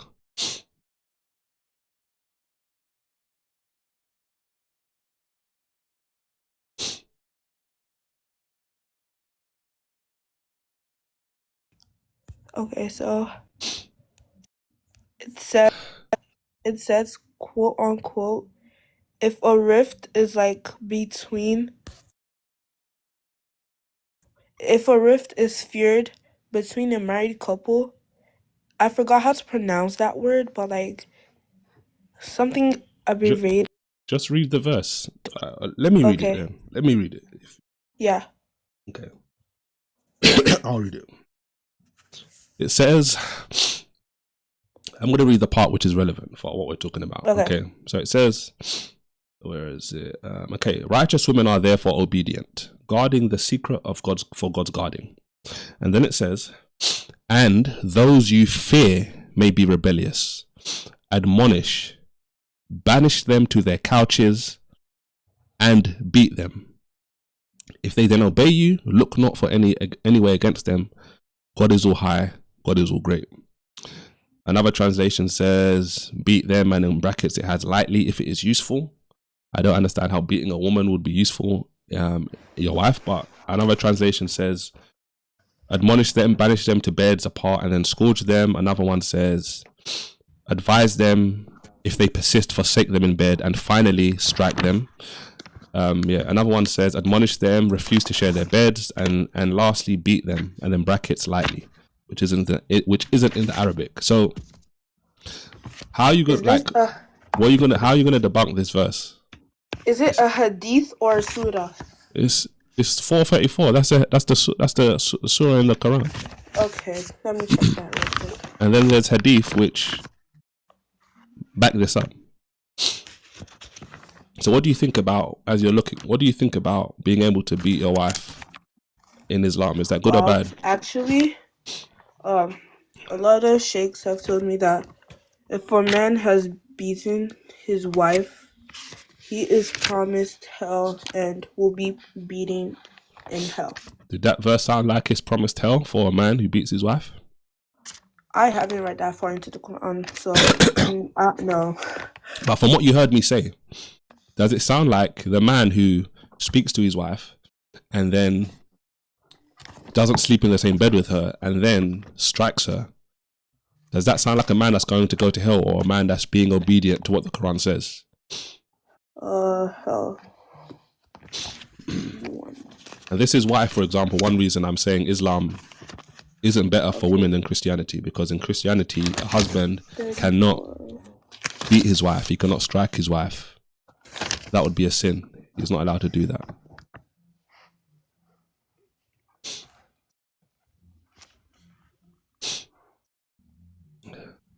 Okay, so the one in the Quran says men are the protectors and maintainers of women because Allah has given the one more strength than the other, and because they support them from their lives and for their means. Therefore, righteous women are devout obediently and guard in the husband's absence what Allah should have them guard. As for those women on who part ye fear disloyalty and ill misconduct, admonish them first, next refuse their beds, and last beat them lightly. So what it's basically saying is that they are giving you 3 chances to first tell them that what you're doing is not good. So then Next is refuse to share their bed, because I feel like that's actually like reasonable, because if you disrespect someone, of course they're gonna like take something from you. Then like beat them lightly. I've never seen anybody like actual Muslim man beat their wife, so I don't know about that. But if they return to obedience, seek not against them means of annoyance. If they like obey you again, if they like come to obey you and apologize to you, then maybe you should seek not against them. Like you should forgive them, because Allah teaches us to forgive. For Allah is most great and high and great above all of you all. So basically that's what I was just talking about. If a disrespectful wife, like, because in Islam, men and women have different roles and duties. So if in Islam a woman is disrespectful towards her husband, That that's gives a her the sin. opportunity to get beaten. Not like that, exactly. It's not as straight. He doesn't beat his wife straight up. He first tells her that what she's doing is bad. That's what they mean by he admonishes her. And then if he Then tells her he off and she doesn't refuses. listen, then what happens? He refuses bed. So if she continues doing this, Mm-hmm. Allah He doesn't basically, sleep in the same bed with her anymore. no, yeah, He kind takes of it like that. It's talking yeah. about like intimacy. That's what Yeah. it means. Mm-hmm. Not exactly Yeah. like they sleep on different beds. So he's It's not talking intimate about with her anymore. And then if she doesn't change, she continues the act. if she continues, she's disrespectful. then he can beat her. Then it's acceptable. Tap her or strike her lightly. Not like full on beat down where she gets a black eye. Like maybe a tap. Like, okay, imagine a toddler. He picks up glue and eat it. Of course his mom is gonna like tap him lightly or tell him that what he's doing is bad. So imagine a toddler. Discipline your wife like you discipline your child. Yes, kind of. But don't take her for a child. Discipline her like a child that's understanding. Okay, you know. Baby your wife. But do you see her how as a baby. when I read the verse, I read multiple different translations? There's the only one I have in my Quran is Arabic, then transliteration, then translation. Yeah, and what translation is your Quran? Which one?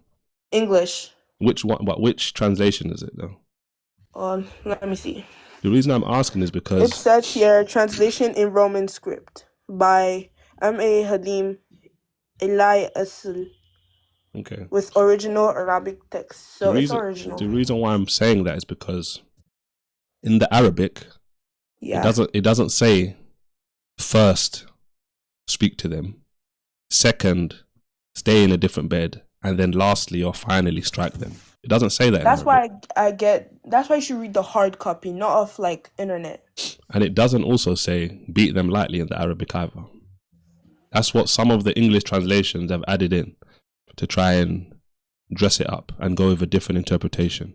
Well, I really personally don't think that, because I've had 2 other past Qur'ans and it says the same thing. I have one back at my old hometown. It says the same thing. It says the same thing because you're probably reading something with a similar translation. That's why I'm saying I read multiple translations to help you understand that different English translations are going to add in words. If a word is in brackets, it means it's not in the original. So in your Quran, are those words in brackets, or they're just like everything else? Yeah, it's in brackets. So that is the clue to show you that this isn't in the Arabic. It's been added in by the translator. The Quran was revealed through a prophet. So obviously, they're gonna like have some kind of softness to it, some kind of mercy, some kind of like forgiveness to it. So it's a like stroke of light tap. Listen to the story of Prophet Job. Why? He said his wife left him, and he swore that if she comes back, if he gets well, he's gonna hit her 70 times. And when his illness like removed, Allah took away his illness, she came back, and he had already promised to Allah that he was going to do this. So he asked Allah, how will I do this? I don't want to hit my wife. So he told her that, so Allah told him to get 50 strands of grass and whip her lightly. And that's what he did. So it's not exactly beat down. It can be a light tap or a light hit. Do you think that if Muslim men were beating their women with a light tap, that would be the kind of thing that would cause them to be complaining over and over again? Disrespectful women, disrespectful wives. So disrespectful wives. Yes. You would obviously want your wife to give you some sort of respect. That's true. But if my wife was disrespecting me, as a Christian, I can't beat her, even lightly. In So Islam, basically, according to you, a Muslim man can beat his wife lightly. Even though I've So said to you that's not basically, in the Arabic. according to Islam, a man who doesn't guard his wife, who doesn't guard her chastity, he becomes a youth. And that is the worst of all sinners in Islam. One of the worst of all sinners in Islam. So he must find a way to discipline her. If she doesn't listen, obviously he's going to have to do something according to the Quran. Yeah, that's the whole point. This is the whole point of why we're having this conversation. Because one of the things he's able to do is to strike his wife. Lightly. I told you already, it doesn't say lightly in the Arabic. But it says lightly in the translations. Yes, because some translations add in lightly. I just told you. If It's the not words are some, in, it's if all. if the words, it's not all of them. That's why I read through different translations. If it says the words in brackets, it means it's not original. If you go up to, you can go up to an imam and ask. Okay, let me get back to this. I've played videos on my live stream before where imams, scholars are agreeing with what I'm saying and saying, yes, it does say beat them. And lightly. No, not lightly, beat them. And he turns around and says, well, look, but seriously, don't do it, just divorce your wife. On actual serious terms, which man actually wants to hit his wife, knowing the actual punishment that Allah has promised them? A man, for example, like one of Muhammad's right-hand men, would want to beat his wife because he feels like she's getting rude, because he can't beat her anymore. Did he first admonish her? Pardon? Pardon? It's not something we know the full story to, so I'm coming. Let me check my translation again. 81. Okay. That was the very thought that came to my mind when she asked that question.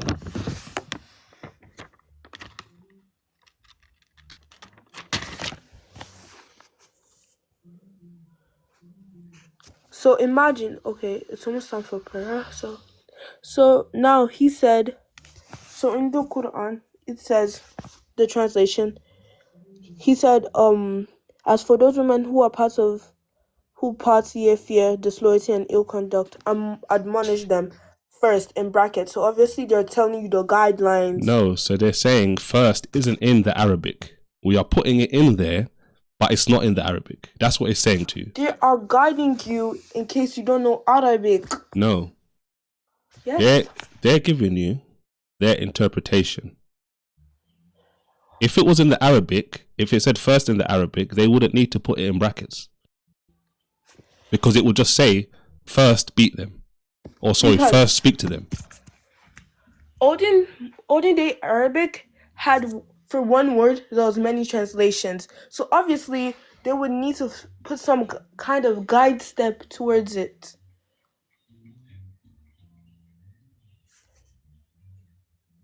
I don't know how I can tell you any other way, sister, than to just say to you, first, second, finally, and beat light and lightly are not in the Arabic.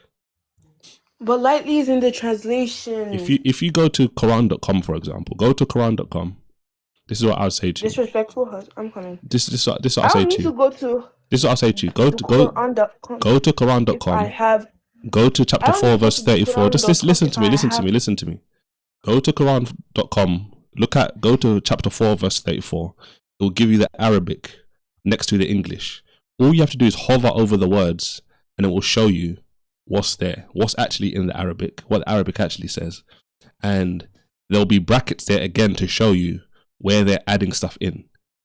But it doesn't say lightly in the Arabic. I've heard you. So go to Quran.com, go and do it, and you'll see for yourself. All right? Okay. All right. And by the way, for disrespectful husbands, a woman is technically she's allowed to also deprive him of bed, and she's also allowed to admonish him, and if she wants, she can divorce him. You know, the Quran says that, like, in Islam, a man can have intimacy whenever he likes. You do understand that, right? Yeah, I do. Even if she's going out, she's expected to drop know. everything. All right, look, I'll tell you what. I'll check that later. I'll tell you what. I'm going to be live, by God's grace, next week, Wednesday. Again, same place, same time, same topic. If you want to call in then, call in and we can have a conversation about that whole scenario. All right? Okay. All right, God bless. Okay, bye.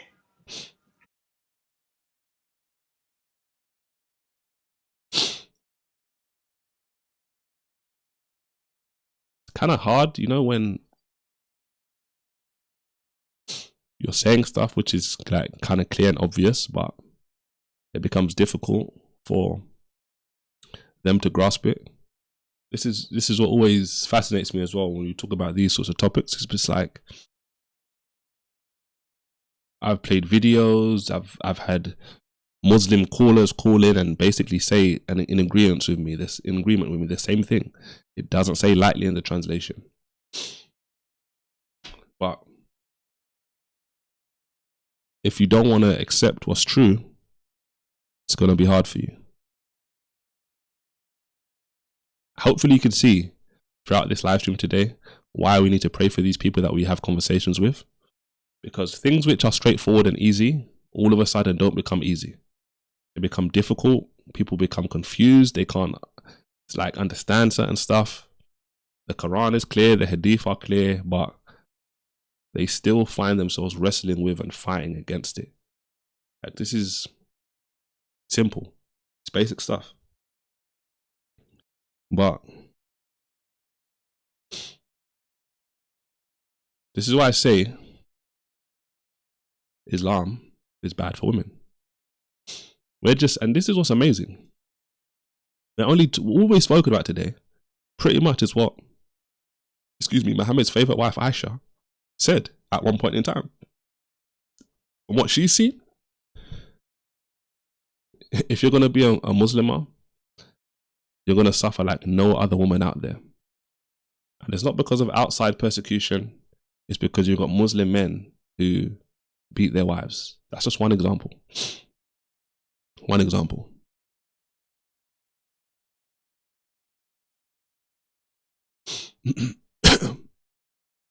And it's been so fascinating to me, this simple question: what's harder to do? Because of this spiritually brain dead Muslim man who I was talking to earlier, who had the cheek to say it's easier for a woman to divorce in Islam than a man. I don't know why he would tell such a lie or how he would be so ignorant. Either way, it's bad. And then turn around and say it's harder to walk out of the house than to say 3 words. And we've seen other Muslims say the same thing, which is mind-boggling.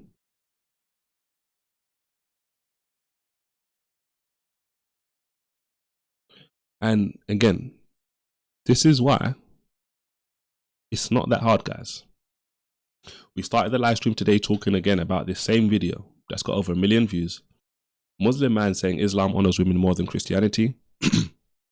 All you have to do is have a bit of information, a bit of knowledge about your own faith and their faith.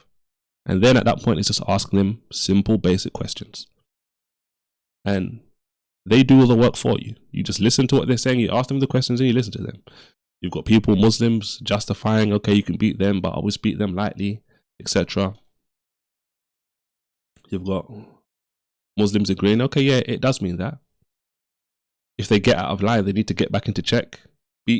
Discipline your wife like you discipline your child.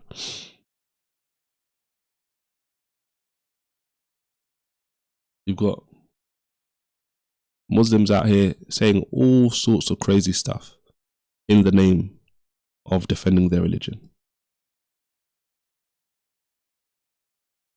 You've got Muslims who will run all the way around the place. Christian women do this, Christian women do that. And as soon as you ask them, okay, cool, where in the Bible are they getting this from? Crickets. Because for many of them, all they can do is just say stuff as a response to try and get the heat off them. But when you ask them, okay, where does it say that? They can't give you those passages because they don't exist. We literally had a Muslim man say earlier on, he said, he said he believes the Bible says a husband can beat his wife in Christianity. That's what he said.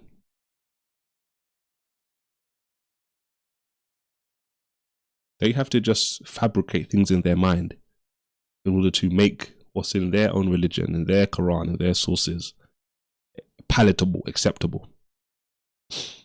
You've got Muslims we've spoken to today who will turn around and say, well, you ask them, is beating your wife bad? Is it good? Is it bad? And they'll say it's bad. Okay, what if Muhammad allowed this? What if this says this? Remember the caller we had? Oh, Christians go out and they sell themselves and these women are all promiscuous, blah, blah, blah. And I asked him a simple question. Okay, so selling yourself as a woman is bad, right?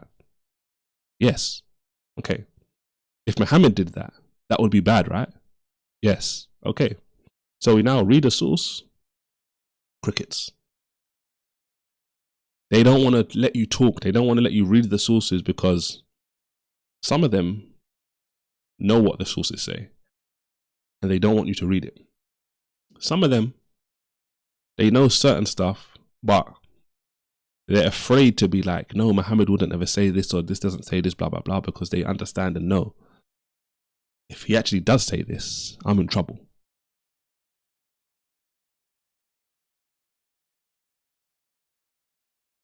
And should we serve a God who wants us to put blinders on and deny what's clear and obvious, to run away from the truth? Or should we serve a God who wants us to walk right into the truth and let the light set us free from all the darkness that we are surrounded by? Literally, I think what summed up this stream today so far was, it was one of the earlier calls when the guy was saying, he said something like, I said, this is what Aisha said, she's never seen any woman suffer as much as the believing woman. And he said something like, well, why would Aisha ever say something like that? That doesn't make sense. And that's true. It doesn't make sense. But she said it. Which is just a clue. It just shows you the clear problem.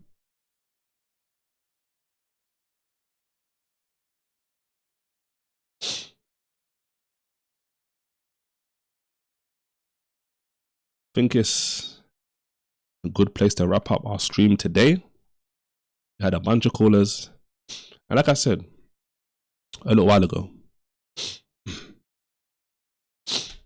by the grace of God, I'm going to be back next Wednesday. Same place, same time, same topic. And if I'm not back before the end of the week, then by the grace of God on Monday, I'll be back before the Wednesday stream. And it'll be another topic. It's most likely not going to be an Islamic topic. But one thing is for sure, I'm going to be showing you again how to defend your faith as a Christian against different attacks against Christianity, different attacks against the Bible. We deal with Hebrew Israelism, false Hebrew Israelite groups who hate the Bible but say they love the Bible. We engage with atheism from time to time. We engage with Muslims, Islam, like we've done today. And we deal with the rabbis, the Orthodox Jews, who accuse Christians of corrupting the Bible, distorting the Bible, hating the Bible. when I'll show you, in fact, when many of the time they're the ones corrupting, distorting, and hate the Bible, just like I did on the last stream. So if you like all of that stuff, definitely like, and by the grace of God, I'll see you again on Monday, if not before then, with another live stream to help you again defend your faith as a Christian. So God bless, guys. Thank you all for tuning in live and sending in comments and liking it and sharing it and subscribing and all of that good stuff. And I'll see you next time by the grace of God. And always remember, what's the context? Don't forget the context, guys. It will keep you safe so often. God bless, guys.